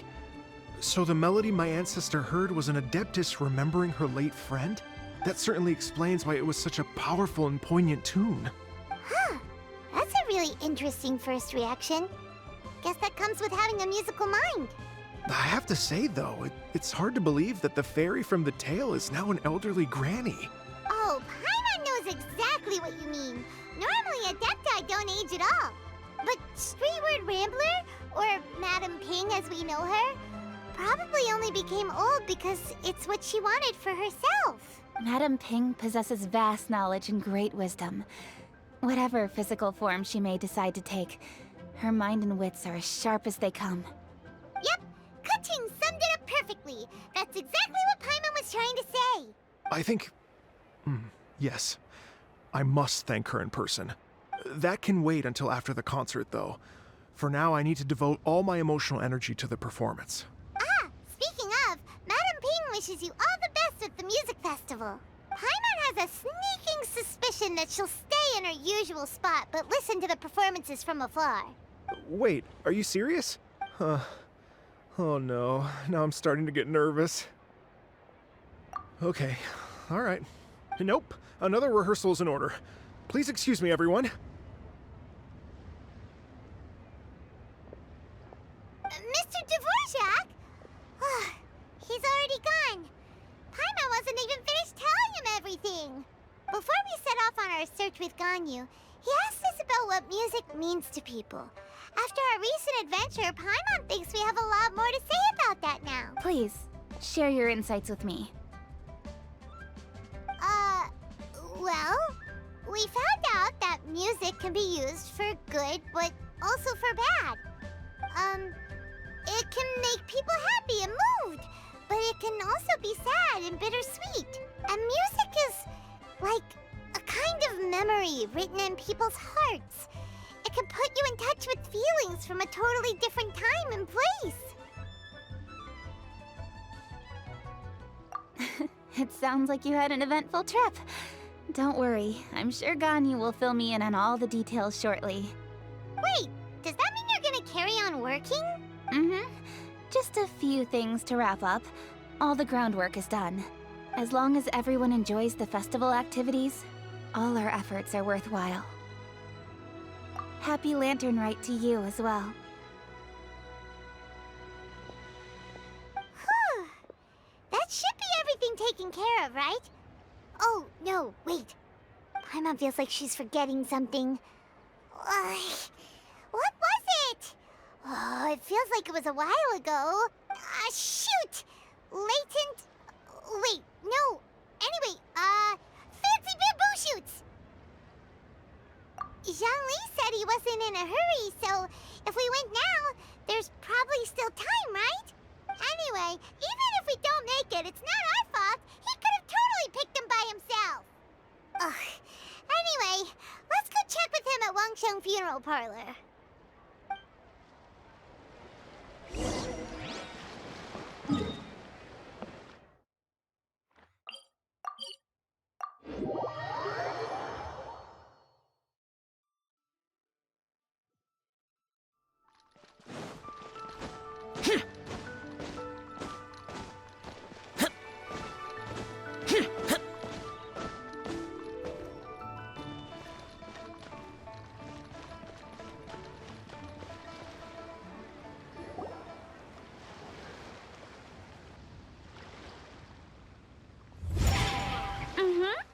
Da da da da da da da da da. Da da da. Oh. All right, let's take a break here. Oh wow, look who it is! Are you here to hang out with everyone's favorite funeral director? So you're just casually practicing your rapping skills at the entrance to your funeral parlor? In broad daylight? Okay. After everything we've been through, you don't see me for a hot minute, and you're back to being scared of your own shadow. We have all this open space, a clear view of the mountains behind and the sea in front. Not to mention we have several invisible audience members enthusiastically cheering us on. It's the perfect spot to rehearse. Invisible audience members? Gotta say, it took me a few days to get used to Director Who's way of talking. Xinyan was pretty spooked too when she first got here. Just like when she sees a frog, but a giant frog with sharp teeth. Come on, knock it off. What's wrong? I've never seen someone look so confused before. Well, don't worry, because Director Who's here to explain it all. There once was a Fontaine musician who went around town on a mission. He came door to door for his iridescence tour, looking for acts to audition. With my words, Xinyan's chords, and Yunjin as our mentor, we'll take the stage by storm with flames roaring and the whole audience calling for more. For sure! The whole dance floor will be yelling encore! Encore! Oh, now Paimon's rhyming along. But when you say flames roaring, are you sure this'll be safe? No, don't you worry about that. I'm pretty experienced on the stage, and I've already informed the Yuhong of all the pyrotechnics we're planning on using. Huh. Guess we'll just have to trust Xinyan on this one. Oh, Zhongli. He took one of those fancy meal boxes and set off for the mountains. Said he wanted to pay a visit to some old friends. It's a real pity that he couldn't be around for this. As well as being a true connoisseur of traditional art forms, he's able to appreciate Xinyan's performances too. Yeah, that's right. Matter of fact, he was the one who first invited me to perform here. To tell the truth, though, I never thought I'd really find myself rehearsing here one day. Well, now you know. The Wangsheng Funeral Parlor is a great location. All of you are always welcome to come and hang out here, especially if you're in the mood to try something new. I can speak to that. Hu Tao is always full of fun surprises. And jump scares. Actually, Xinyan, I have some lyric ideas for your part. Do you want to go through them together? Sure thing. I'm all ears. Oh, Traveler and Paimon, I believe Zhongli was heading to Mount Hulao, so make sure you're hiking up the right hill. When you see Zhongli, please pass on this message to him.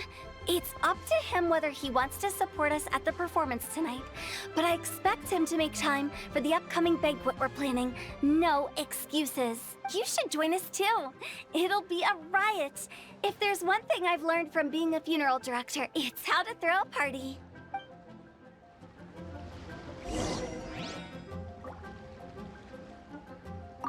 Okay, everyone. I think that's a long enough break. Let's take it from the top, shall we? Ms. Yoon is such a strict mentor. These breaks aren't even long enough to have a sip of tea. Well, you were desperate to get involved, and this is what it takes. If I gave you half the chance, you'd be sipping tea till nightfall. Hey, how about I treat us all to some late-night snacks once we're done? How about some stir-fried filet with a side of crab roe tofu? Where are we gonna find crab roe tofu so late at night? We could always just go pester masterful chef Zhongling. Now I'm hungry. All right, let's knock this out and then go grab some food.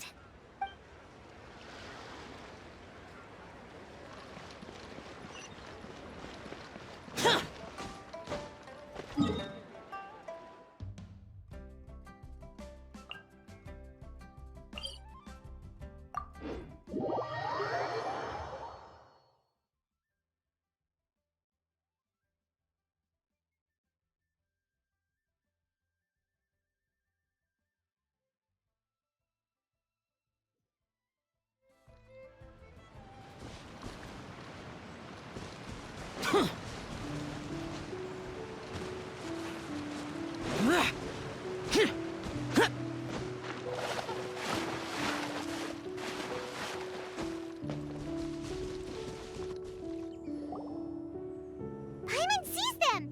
It's illuminated deer! And illuminated bird number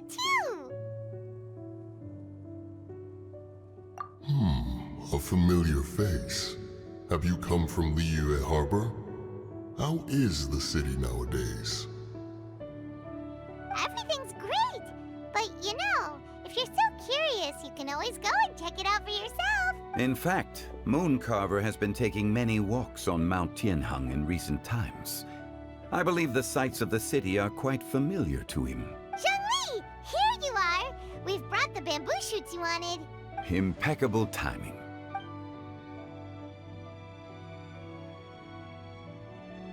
Traditionally, bamboo shoot soup ought to be slow-cooked for many hours on low heat. Using Adeptus arts to hasten the process is something of a shortcut. Wait, that mechanism...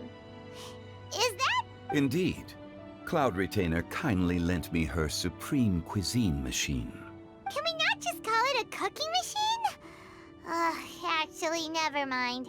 She seems to take a lot of pride in her mechanical gizmos, so it's probably best if Paimon doesn't go changing the name willy-nilly. I trust that you found the answers you were seeking during your recent journey? Excellent. The past should be remembered, but not overly dwelt upon. Our journey should be seen as a means to take on more from the world around us. When the bamboo shoot soup is ready, I must insist that you try some for yourself. Oh, Zhongli! Huta told us to tell you something. She said, it's up to him whether he wants to support us at the performance tonight, but I expect him to make time for the upcoming banquet we're planning. No excuses! When she says performance, she must mean the Lantern Rite Music Festival. As for the banquet, she didn't tell us anything more about that, but she invited us to come as well. As you can see, I have a prior engagement with 2 Adepti friends of mine tonight. Please, give Director Hu my best wishes for the performance. As for the banquet, since the Director insists, far be it from a mere consultant like myself to refuse. Yay! Then we'll see you there? Absolutely. Rex Lapis, the bamboo shoot soup is ready. Thank you. I will examine it right away. The appearance is exquisite, and the aroma rich and intense. The craftsmanship of this machine is commendable indeed. Since you came all this way, you should not leave empty-handed. Please, take some soup. It tastes most exquisite while still warm.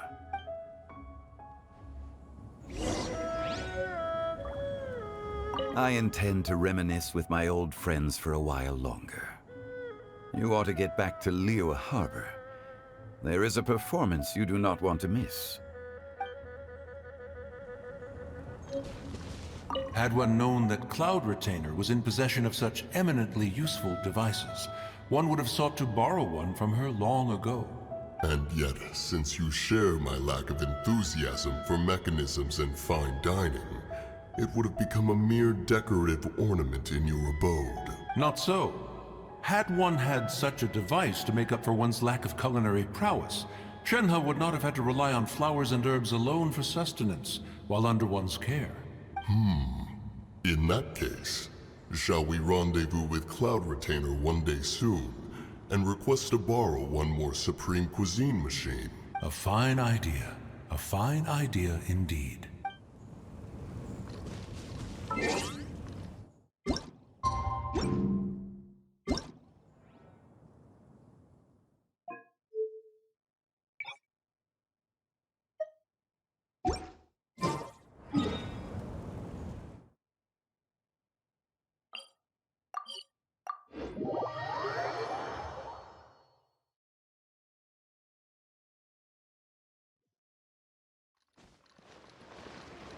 無駄だ。くだらない。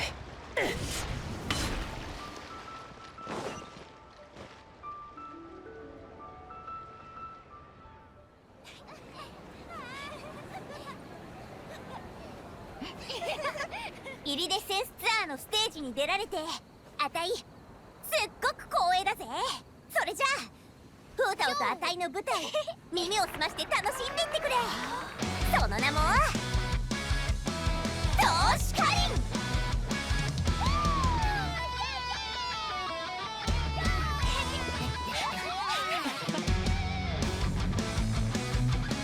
無限の宇宙で唯一の不思議最高値がわからなくたっていいこのハワの宇宙を流番故郷週間平月調査利子関東商前都市空間意気当然イェイ超音超広大夢どこか旬遅延広報研究応募宇宙高校ヨーヨーヨーヨーヨ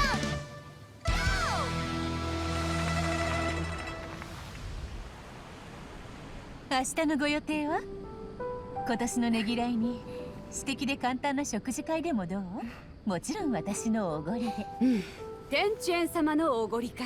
存分に楽しまないとな。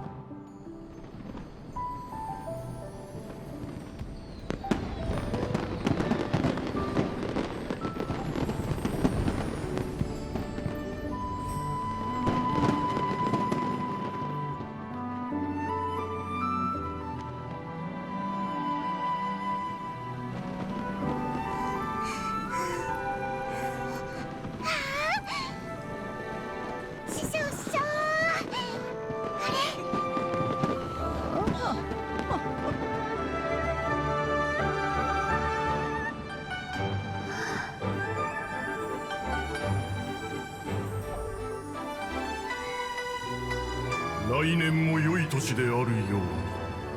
きっとそうなる。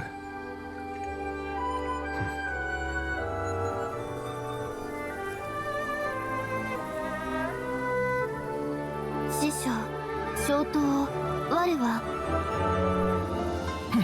消灯ごとき師匠が今から新天道地かつ空前絶後のを作ってやるわ。それをもってリーウェ港に行って人々に見せつけてやるといい。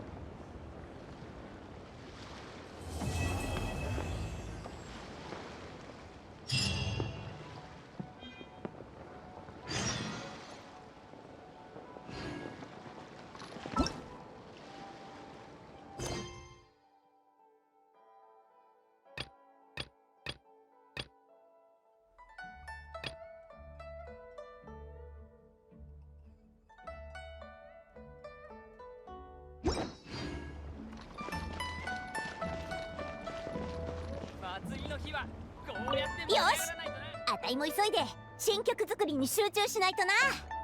もう夢が一つ叶ったばかりなのに。あんただってそうだろ。どうせ新しい劇の名前もすでに考えてあるくせに。やはり私のことを一番知ってるのは新園さんですね。都線放線というのはいかがですか？おお、臨場感が半端ないぜ。主題を引き立てる宣伝文も考えました。金天流音雲間に轟くとしましょう。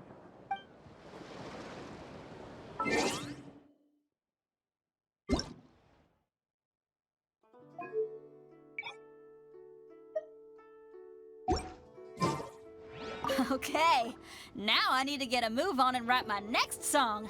Listen to you. You only just fulfilled. Don't try to tell me you ain't the same way. I bet you've already thought. You know me too well, Xinyan. The Adeptus Seeking Voyage. How does that sound? Oh, man! I've also got just the finishing line for it.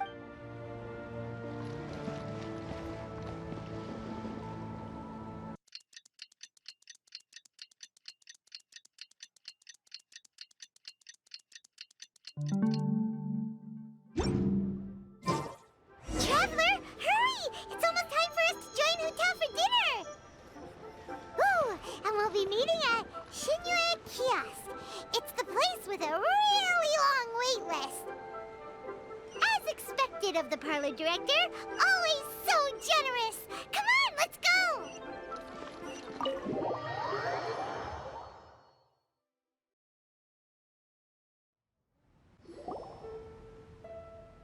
Oh, so that's how it is. Thanks for the suggestions, Mr. Zhongli. I have them all noted down. I've long heard that your knowledge encompasses all things old and new, Mr. Zhongli. But I never knew that you were well versed in the art of cooking, too. It is truly an honor to make your acquaintance. No need for formalities. I too feel humbled to be in the company of such talented young people. There are many things I could learn from you. Oh, you flatter us. If it's possible, may I trouble you to provide a few words of guidance for my practices in exorcism? Exorcism?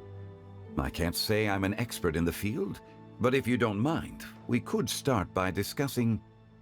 Whoa, there's so many people here! All we knew was that Hu Tao invited Zhongli over. Paimon never thought we'd be meeting so many old friends! Happy Lantern Rite, everyone! Likewise. Please take a seat.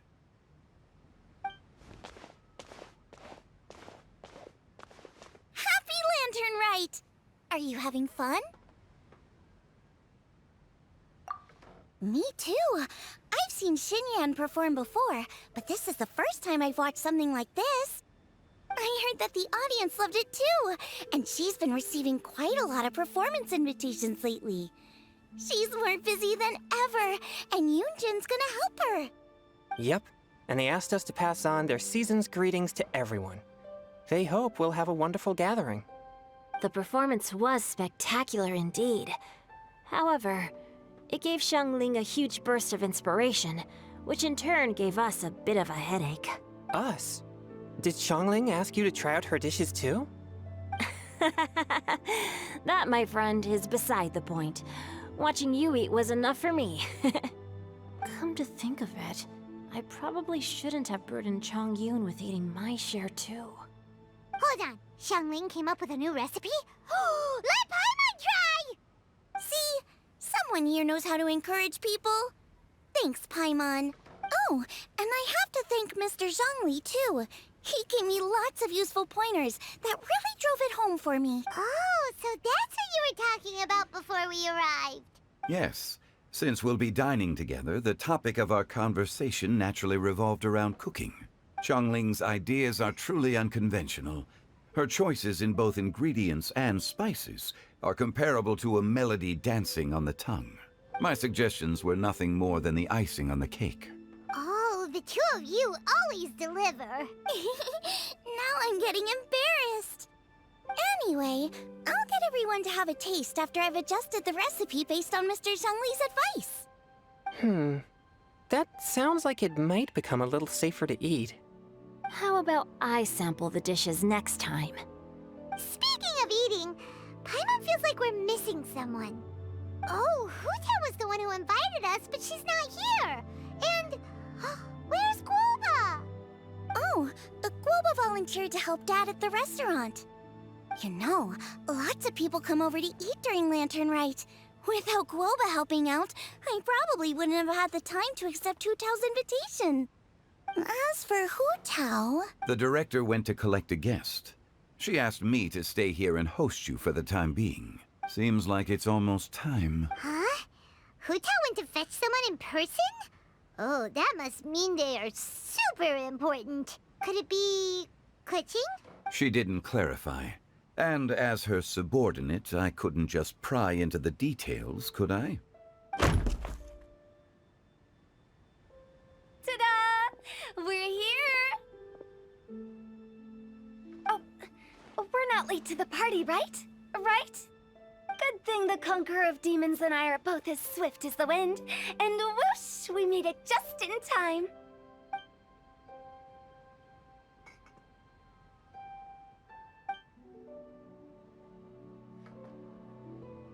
Oh.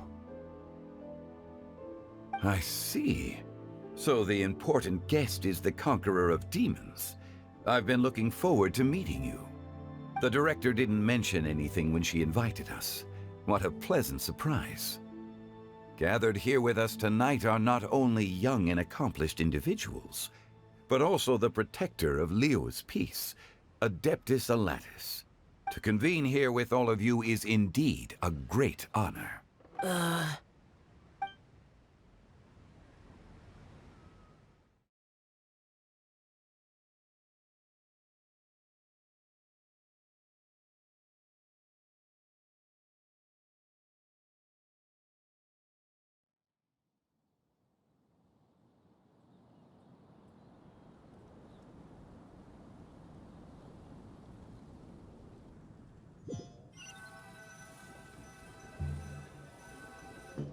It's almost Lantern Rite, yet you took all the trouble coming here.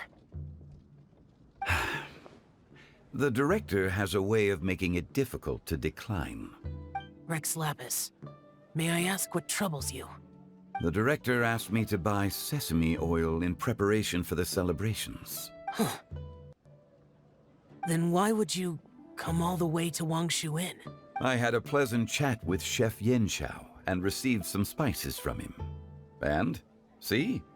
Here's some matsutake and a portion of ham. What about the sesame oil? It's a shame. I couldn't find the kind the director was looking for.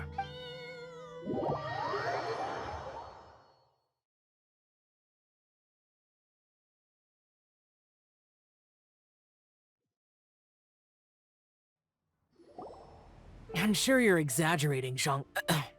Sir. There he goes again. Enough with the pleasantries. Go let our guests take a seat. Everyone here today is well known in their own field and has probably heard about one another to some extent. Some of us are even old acquaintances, so there's no need to be this formal. I heard that the Conqueror of Demons and the Traveler are pretty close, no? Great. You two sit together. You should take a seat too, Director. Oh? Finally remembered me? When we arrived just now, the host at Shinue Kiosk told me our dishes are almost ready. Perfect timing. Let's not wait any longer and ask them to bring out the food.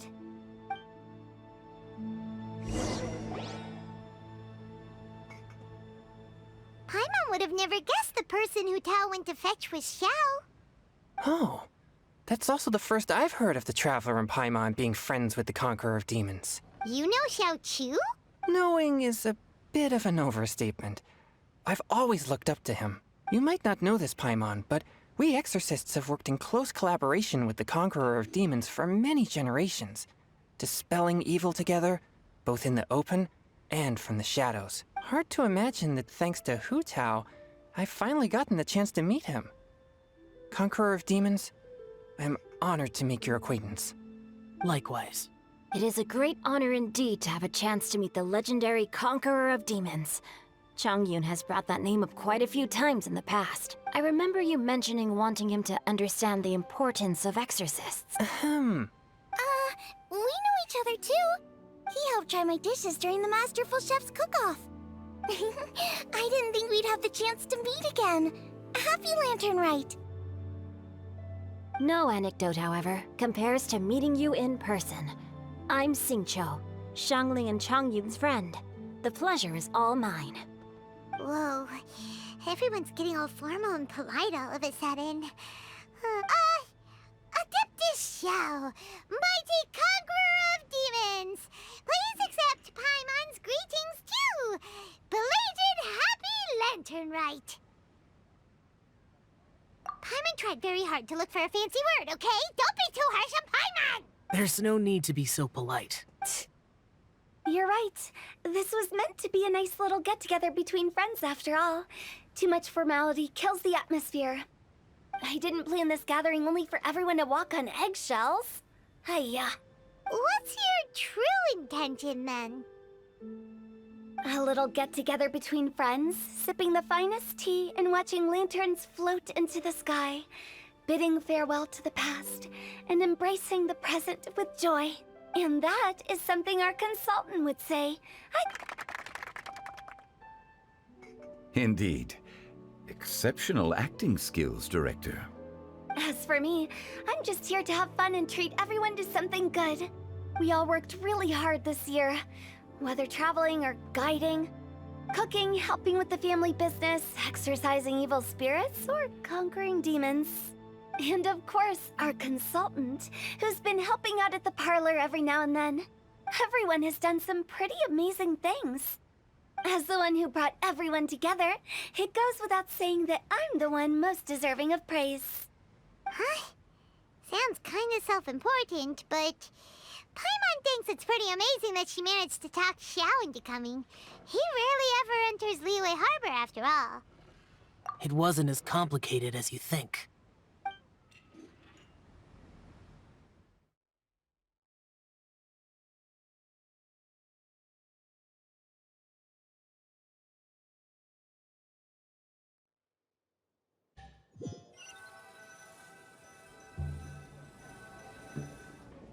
Okay, gotcha. Thanks, boss lady. It's not boss lady, just boss. And there she goes. What a lively girl. Conqueror of demons, Adeptus Xiao. Guardian of Wangshu Inn, hero of Dihua Marsh. I know you're there. Quiet. Do not disturb the peace. Sorry, but you wouldn't show up if I didn't yell your name, would you? I know you. You're the 77th director of Wangsheng Funeral Parlor. Is there something you need?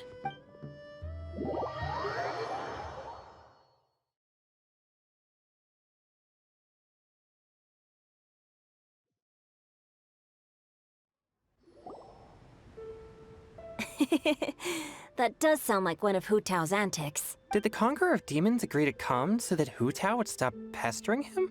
There might be other reasons. Smart guess. Huh?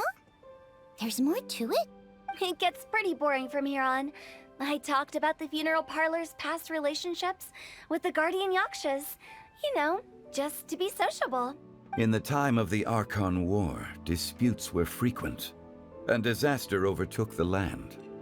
Humans couldn't escape from the torment of the plague, nor could they escape death. The Adepti vanquished the demons, the Millelith fought valiantly, and Wangsheng Funeral Parlor was responsible for purifying the diseased and sending off the spirits of the dead.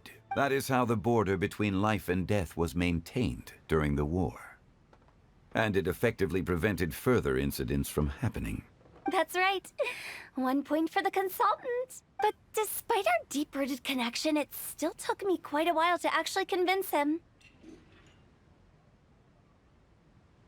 You know him pretty well, huh? This matter is out of my control, so I need to be cautious. True, but I've kept that in mind too. That's why everyone here today is in one way or another acquainted with elemental power. Besides, it'll only be for a short while as we dine together. There won't be any lasting consequences. But I didn't expect there to be so many people. There's no need to worry, Conqueror of Demons. We're not feeling anything unusual so far. Our young exorcist over here is protected by his pure yang energy, so he's probably the most resilient. That's not the same. And did you just toss your carrots into my bowl? Hey, don't look away. Huh? What? I'm siding with Chongyun. I saw that too. You're lucky Guoba isn't here today. He hates seeing people being picky with their food. If he'd seen that, he'd definitely make you eat all your carrots. Huh? Guoba would do that? Is he that uncompromising? But now that I think of it, Xiangling told me that Guoba used to be the stove god. It sounds like you've heard the rumors.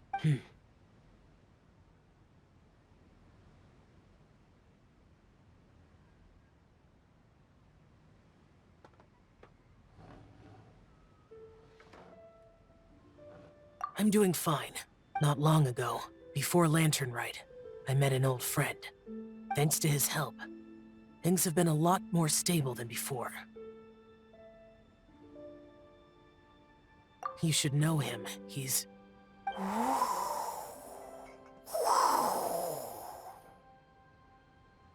Seeds of story, brought by the wind. And cultivated by time. Did Paimon just unconsciously complete that saying? That voice. Could it be? If I'm not mistaken, there's someone knocking at the door. Don't just sit there, Zhongli. Go welcome our guest in. No such need. I'm coming in.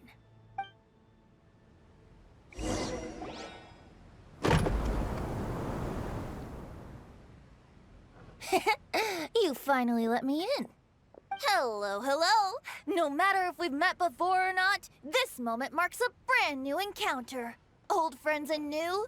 Happy Lantern Rite. Oh, it's the tone-deaf bard. Oh, he seems to carry a valiant breeze wherever he goes. It looks like we're gonna be friends. Fate has brought us together, so come on, take a seat and be my guest. Help yourself. Oh, I'll ask them for another set of cutlery. This young lady here is as bright as a fresh bouquet of flowers in the morning's rising sun. She no doubt is the one with the most authority here. Whoa, these dishes look amazing! Is it really okay for me to join in? Huh, it's you! Oh, isn't this Genyu? Genyu? Yep. Now that I've taken a closer look, you're a fan of Genyu's works, aren't you? I met Xingqiu at a light novel convention. How I wish we'd met sooner. I never expected that there'd be another person in this world who could interpret Genyu's new novel as thoroughly as I could. Venti, you're being too humble. Considering your poetic talent, your fundamentals are way more impressive. Could this new guest be Master Xingqiu's friend?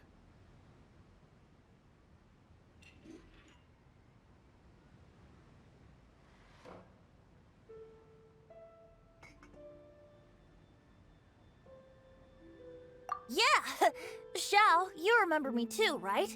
We had a chat not long ago. Yes. Monsters become more active than usual as we get closer to Lantern Rite. I was patrolling Dihua Marsh a few days ago, when I happened to run into this... You've already forgotten? I'm a bard, remember? And bards go around singing wherever they like. Oh, right. And this bard was performing in Dihua Marsh. It was a moving melody, and it made me feel relaxed and at ease. Thank you for your patronage.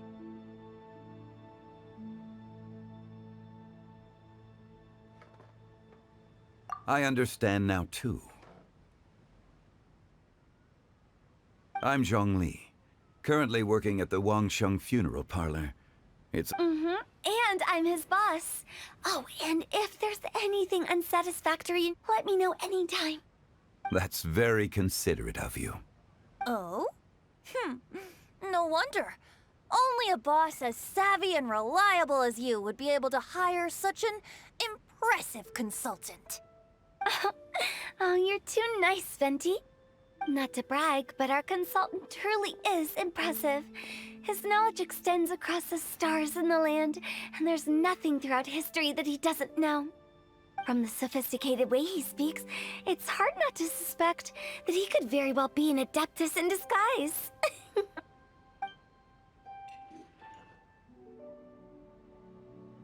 Xiao, you're an adeptus. Do you think it might be possible? Sorry.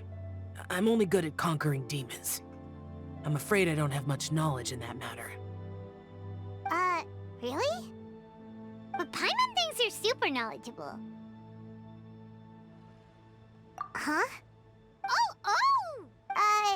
Xiao's a warrior. He doesn't come to the city very often, so it's, pretty normal for him to not know anything. Yeah. Really? I've actually heard a few things about Mr. Zhongli before. The guests in the tavern talked about this refined and courteous man who, instead of having wine at Mondstadt's finest tavern, ordered a cup of hot tea with the most complex name. Now that you mention it, I seem to recall that there indeed is a musician like yourself in Mondstadt. I've heard that he's elegant and amiable, his works witty and vibrant. It's no overstatement to regard him as the best bard in Mondstadt. Now you're making me embarrassed. I would say that Mondstadt's poetry is a little run-of-the-mill sometimes. There's one I heard a while back that went, "The old house is renewed, welcoming the spring breeze, awakening old memories." The meaning's there, but the word choices are unimaginative, and there's a distinct lack of literary flair. I think so too. The composition needs a little jazzing up. If I were to give it a go, I'd make it an old melon on a vine, a new flower that grows fine. Oh, good one! It feels unique and has a nice ring to it. You have great taste, Venti. I was right about you. Let's shake hands. Of course, of course. Hey, Xingqiu! Mind lending me a few books when we get back? Pick out some well-written ones. I don't know if it's my own lack of literary knowledge, but I couldn't tell the difference between those two. I don't think it's your fault. Chongyun's right. It's not our fault.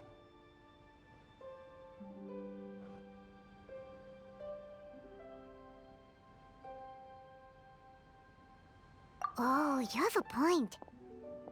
But speaking of, why is the tone-deaf bard here?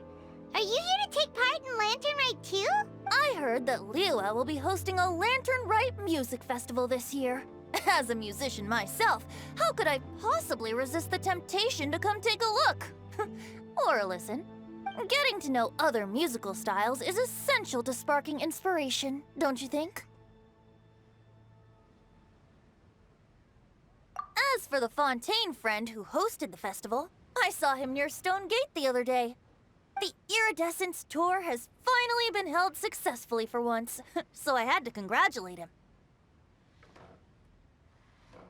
Don't think anything of it. By the way, I was watching as you entered Shinyue Kiosk, but no one seemed to notice me. Should I say that it's because I'm an expert in hiding, or that a certain someone deliberately ignored the sound of the wind? Whenever Lantern Rite comes around, Liyue Harbor becomes bustling with activity. People are all busy watching the lanterns and strolling around the shops, and they might just go travel somewhere on a whim. It is rather difficult to predict another's whereabouts. The festival is in full swing and proceeding smoothly, and we're all gathered here with friends, new and old. This is no doubt a wonderful occasion worth celebrating. To come together with all of you at the beginning of the year, one can't help but be filled with joy. In a moment like this, I propose we raise a glass together. In my case, tea in lieu of wine. Very well said, Mr. Zhongli. That was exactly what I wanted to say. Now I'm getting a little self-conscious. I didn't cause you too much trouble barging in like that, did I? We usually drink wine during occasions like this over in Mondstadt, but since Mr. Zhongli insists on drinking tea, I'll give a toast with tea too. Everyone, thanks for the treat. You're welcome. As the host of this gathering, I hope everyone enjoys the food and drinks. May this year be better than the last. Considering that everyone may have other matters to attend to later, sticking to tea seems like a good idea. All of a sudden, they started proposing toasts. Should we? What's with the urgency?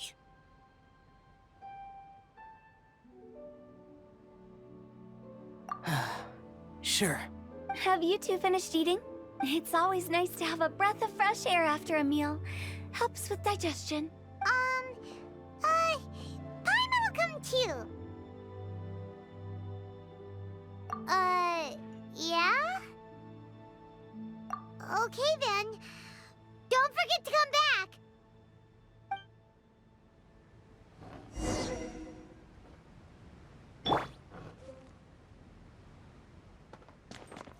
Let's depart. You go ahead. About you and Venti. Could he be a partner in your family business? That's right. You know how my family is. A lot of business secrets can't just be divulged at the dinner table. Ah, just as I thought. Did you talk about anything interesting before we started the meal? Anything fun I missed out on? Oh, we were talking about cooking.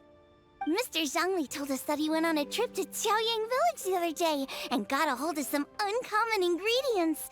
Tea seed oil and sesame oil. He suggested I try using those in my new dishes. Oh, no wonder he left his post for so long that day. Those ingredients would be difficult for anyone else to find. I guess I'll need his help next time as well. You're not allowed to leave Paimon here alone. To be honest, Paimon's worried about saying the wrong thing.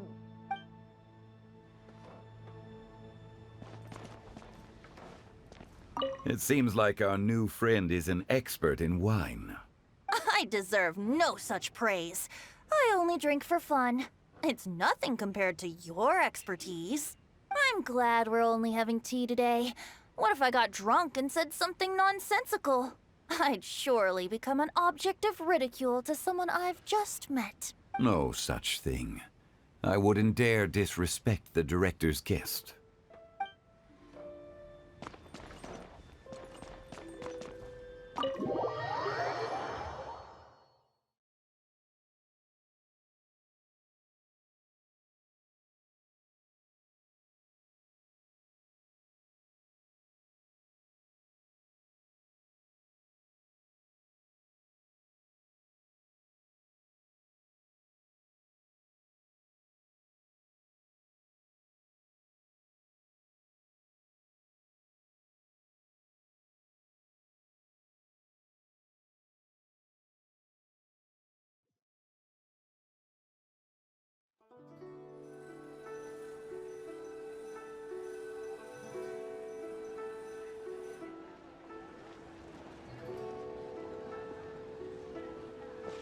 Are you all right?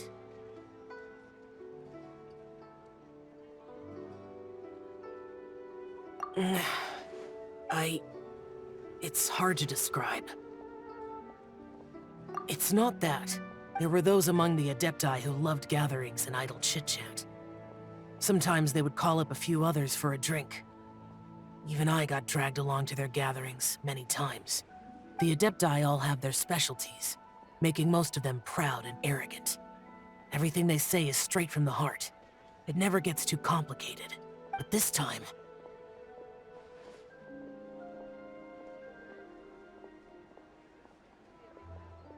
No. I didn't mean that. So you know his true identity. I'll get straight to the point then. The Animo Archon is a free spirit, and his temperament is as carefree as the music he plays on the flute. It's easy for a god like him to live in harmony with humans, and that's something I might never be able to do.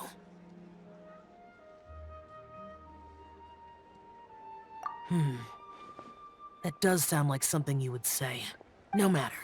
I know my circumstances. Whenever I think of the ordinary conversations I've had with you, it feels strangely novel. Yes, the parlor director went out of her way with the invitation, so it was difficult to turn her down. I had made mental preparations before agreeing to come. She told me that all the guests today would be acquainted with elemental power, and I knew that you would be here, but I didn't expect the other guests to be... General Capisis always said that we should live in the present and enjoy every pleasant surprise. Perhaps that's what I should do with what I'm feeling now. But I think he meant designing clothes for those around him. The clothes were intricately designed, but inconvenient to wear. Brother Bosacius never tried to hide his distaste in front of him. Rex Lapis did like his designs and even collected quite a few. The outfit he wears now was also designed by General Capisis himself. I never saw him wear this during the war. I didn't expect him to start wearing it later. Oh, here you are. I'm not intruding, right? You're not. What is it? Hu Tao saw that everyone's done eating and asked the staff to bring out the desserts. Paimon got so anxious that you weren't back yet that she scarfed down her dessert without the usual slurping and munching. To be honest, I was kind of worried too. You looked a little restless just now, and I thought you weren't used to the food here and was planning to head back to Wangshu Inn for something Yanxiao made. You're worrying too much. Why would I? Anyway, let's head back. Please wait! There's another reason why I came looking for you. Here, take these. I brought them for you. Almond tofu? Yup. Since the Masterful Chef's competition, you could say that Yanxiao and I are not only competitors, but good friends as well.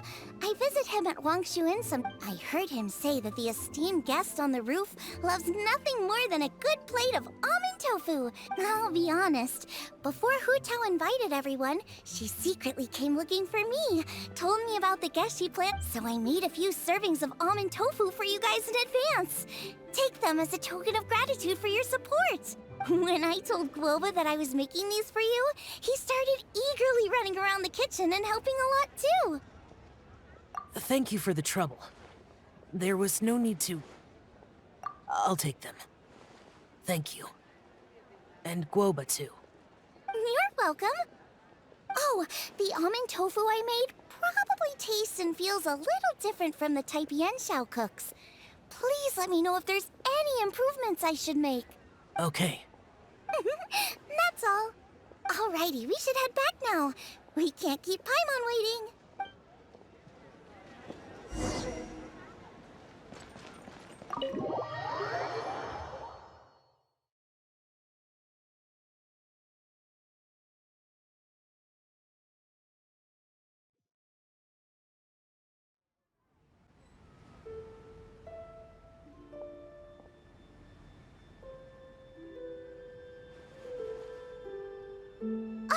You're finally done whispering secrets to each other? So much for promising Paimon you'll be back soon.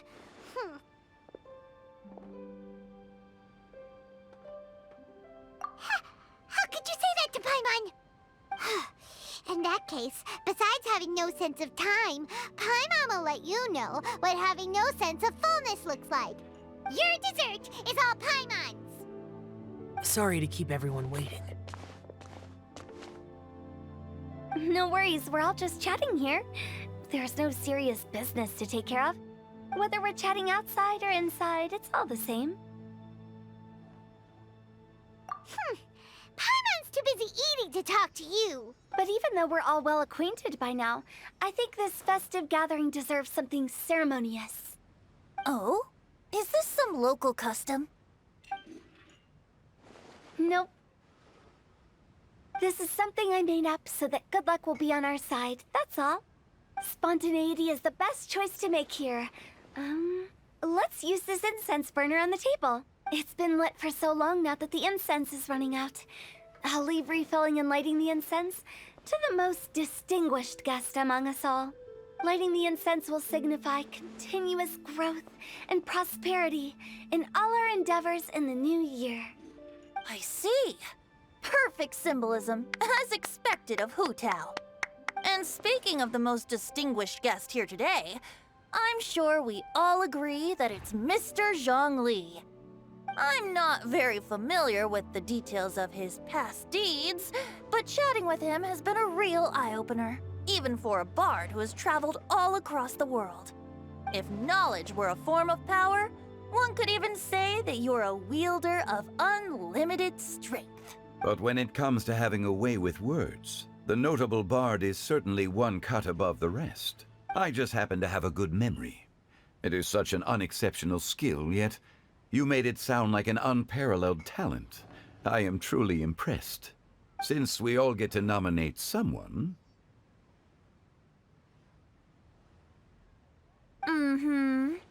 I think it's only fair that we let the parlor director light the incense. Huh? That won't do. Don't flatter me just because I'm your boss. We are looking for the most distinguished guest here. As the host, I shouldn't be involved in this discussion at all. Now that we've enjoyed this table full of delicacies, how about we let our one and only chef here do the honors? Is this really the way this works? I didn't cook any of these dishes. It's not a big deal. Just look at her. Xiangling, the disciple of an adeptus, the stove god's best companion, the winner of the Masterful Chef's competition. The only heir of the famous One Mean restaurant. A good old friend of mine. There's no better choice. Why does Paimon feel like we're back at square one again? Please stop! You're making me embarrassed. If we're looking for a distinguished guest, surely the second son of the Feiyun Commerce Guild counts. It's one of the largest commerce guilds in Liyue Harbor. Huh? Don't get me involved in this. Ooh, not a bad choice. With the Commerce Guild's young master lighting the incense, we're all sure to make a huge sum of mora in the new year. That's not how it works. Making a fortune is indeed a fine wish, but it's of lesser importance than good health and happiness. Which means we should choose Chongyun, the skilled exorcist who keeps everyone's home safe from evil spirits. Huh? Now you're nominating me? I can't be the one when we have the Conqueror of Demons right here. Adeptus Xiao has the most seniority among everyone here today. We should... I refuse. I am most certainly not the most distinguished guest here. You should all be able to make the right judgment based on your observations. One person here is well acquainted with everyone else.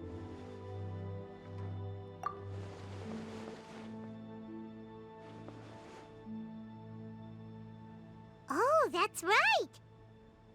Even though you're always mocking Paimon, you're still pretty popular with other people. No, wait! Paimon said she wouldn't talk to you again. Huh? Who else is there? Huh? Huh? Does that mean Paimon's the most distinguished guest? Oh, well, that was unexpected! I agree. Paimon's just the one we need. Without a friend constantly by your side, a long journey would become dreadfully lonesome. But once you have someone there to brighten up the atmosphere, everything along the way will become lively and vibrant too. Ah, the traveler has traversed many nations and left behind a great deal of fascinating stories.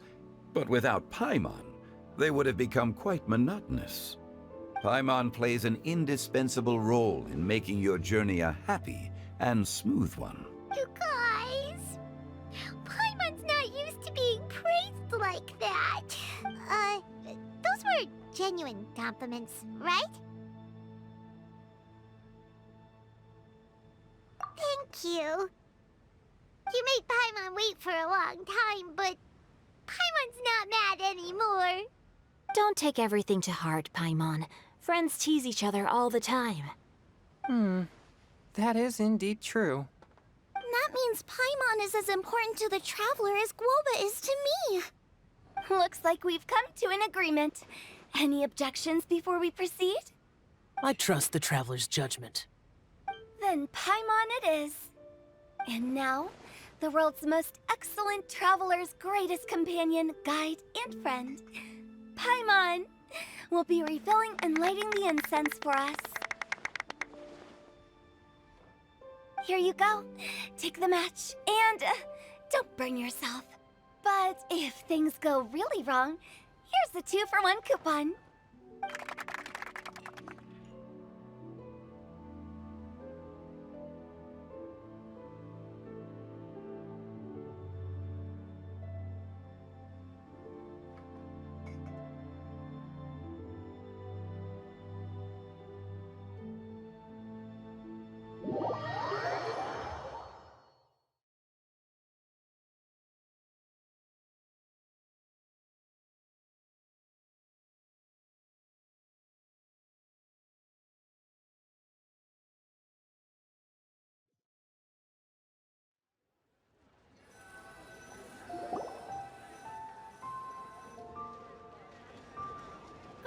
It's getting late.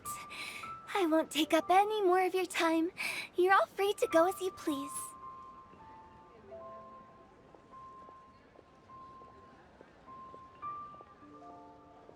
Yep, the tea was amazing too. You don't have to go all polite on me. Just remember to come when I invite you next time. Let's see. It's dark out, so I'm going to accompany Xiangling, Xingqiu, and Changyun back home. As for the rest of the guests, I'll leave them to our consultant. No need. I'm headed towards the harbor to meet a friend on the ship. There's no need to trouble one such as Mr. Zhongli. I think you know the place I'm talking about. Come meet me anytime. It was great getting to know you all. Let's meet again when the spring breeze begins to blow. Bye! Oh, we should write poetry together sometime. We'll catch you all later then. Don't forget to return to the parlor later. There's something I need you to do. Understood. See you later. Well then. Rex Lapis. Just Zhongli will do. I live as a mortal in Liu Harbor now. I am just one among many who begin work at sunrise and retire to rest at sundown. If we were to consider status and seniority as Zhongli, I should be respectfully referring to you as Adeptus Shao. Heaven forbid. Not you too. I meant what I said. I heard that during the Rite Music Festival, you conferred with Streetward Rambler and Cloud Retainer. The same truth will sound different coming from different people. As more bear witness to a story, feelings and interpretations expand in variety too. I once had a pleasant chat about the past and present with a Sumeru scholar named Soraya, and learned a few things about her research topic. From the evidence she found and the conclusion she made, her area of research is already very close to the truth. But there are multiple sides to humans and gods alike. In the legends recorded by humans, some gods were depicted as arrogant and condescending, while others were kind and capable. But whether to me, Streetward Rambler, Cloud Retainer, or younger adepti such as Shao and Ganyu, those adepti and gods that may seem extraordinary to humans are something more akin to close companions. This was as true back then as it is right now. Just how Shao may seem unapproachable to most, but the Traveler has proved otherwise. So there's no need to dwell too much on certain things.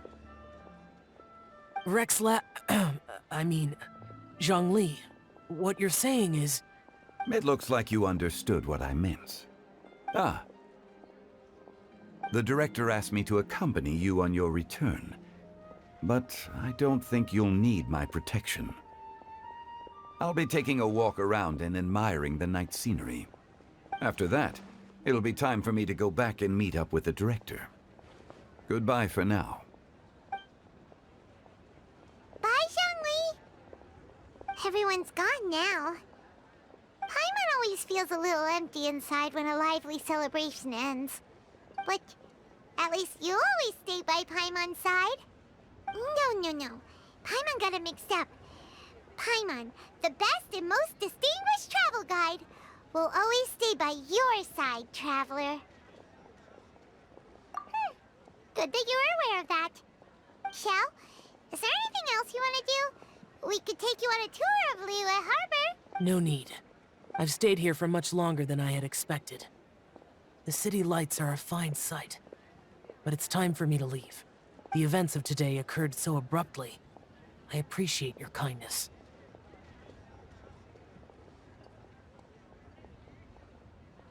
Okay.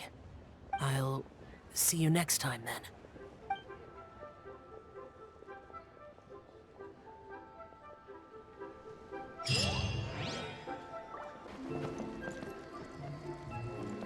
The Lantern Rite celebrations are getting better by the year.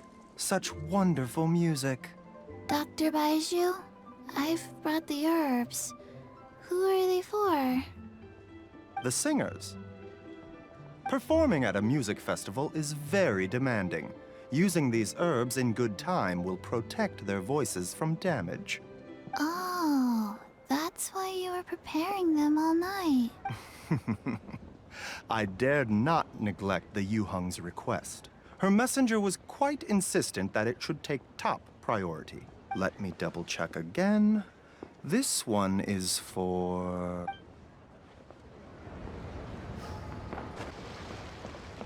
Magnificent! Absolutely magnificent.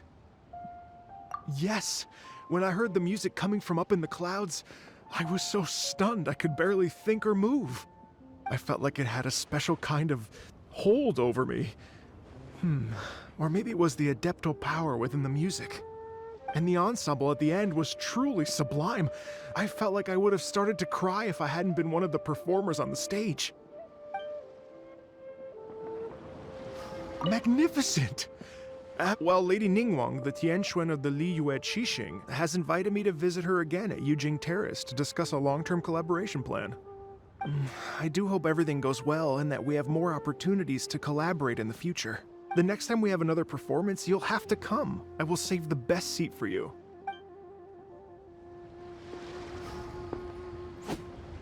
Magnificent!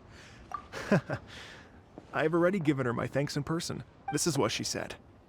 It is only natural to lend a hand when we see someone in distress. The wonderful music you brought to Liyue is worth far more than gratitude. Truly, I felt so honored. But I've also made a decision for myself.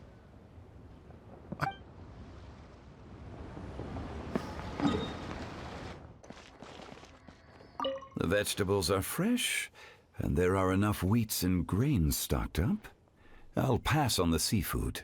Oh, it's you. We meet again. Surprised to see me here? It's the director's orders. Xiangling worked all day and night at the restaurant during the festival and didn't get to have any time to enjoy the festivities. The director sent me here to help out in the kitchen so that Xiangling will have some time to herself. But with someone as hardworking as you around, there seems to be nothing much for me to do. It feels good seeing my old friend in the kitchen, fetching ingredients and lighting fires. Perhaps I should borrow Cloud Retainer's Supreme Cuisine machine to speed things up. You'd still prefer to make them by hand, but of course.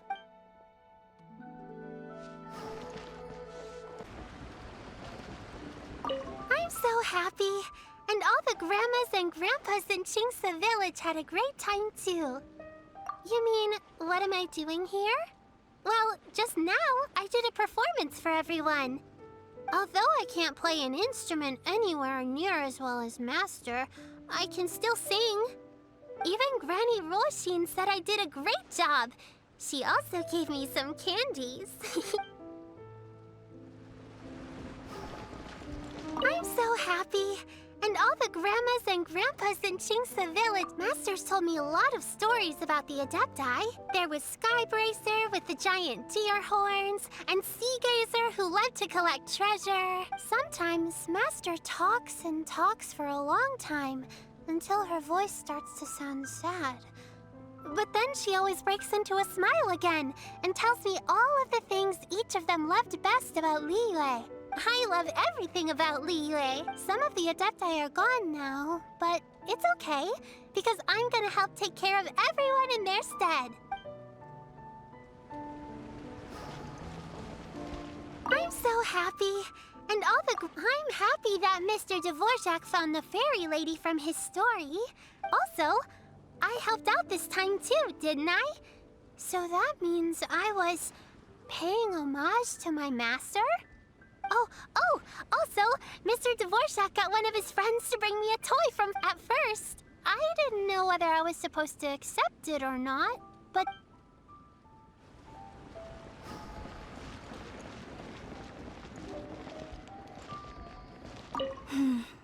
Granny, you play so beautifully. Do you think you could teach me? Oh, child, you simply never stop, do you? This festival is a rare chance to rest and relax. But here you are pestering me to teach you this, that, and the other. Don't worry, Granny. I'm a fast learner. And anyway, the sooner I start learning, the sooner we'll be able to perform a duet together. A musical duo is only as good as its weakest link. So you gotta teach me all your secrets, okay? All right. Well, you can start by making me some more tea and leaving it to cool on the side. Sure, Granny. Yen Xiao just came up here with some almond tofu, but I haven't finished everything Xiangling gave me yet. You should try some too. I'm not as experienced in tasting mortal food as you, and I couldn't tell the difference. There must be many different stories to tell of the hustle and bustle of the mortal world, too. You can tell me. I will listen.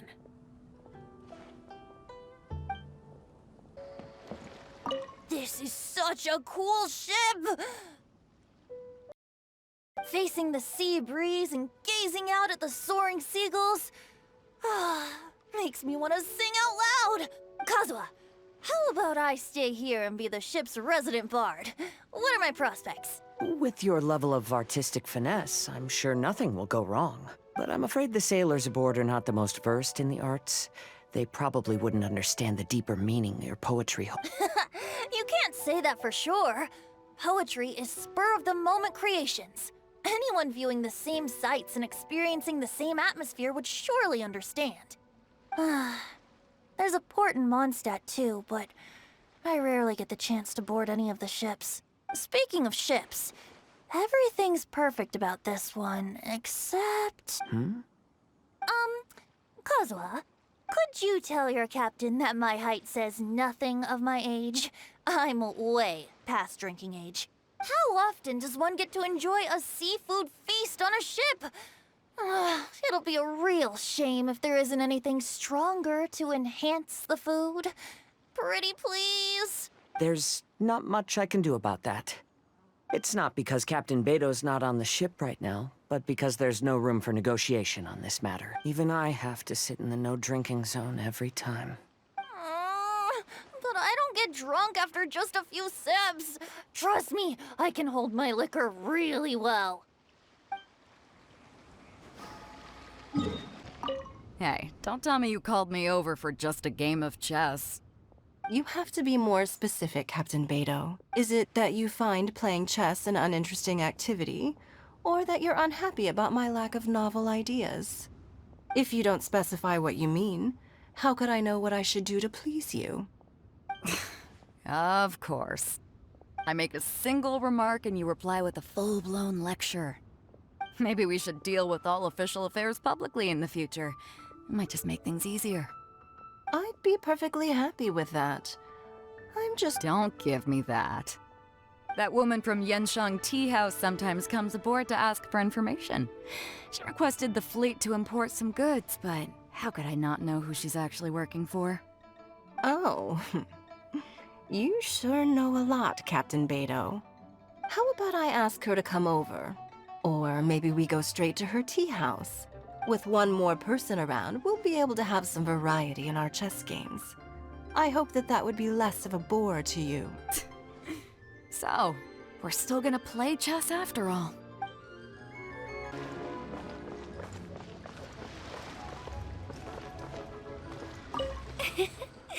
Xingqiu, you have to be honest. Hmm? Honest about what?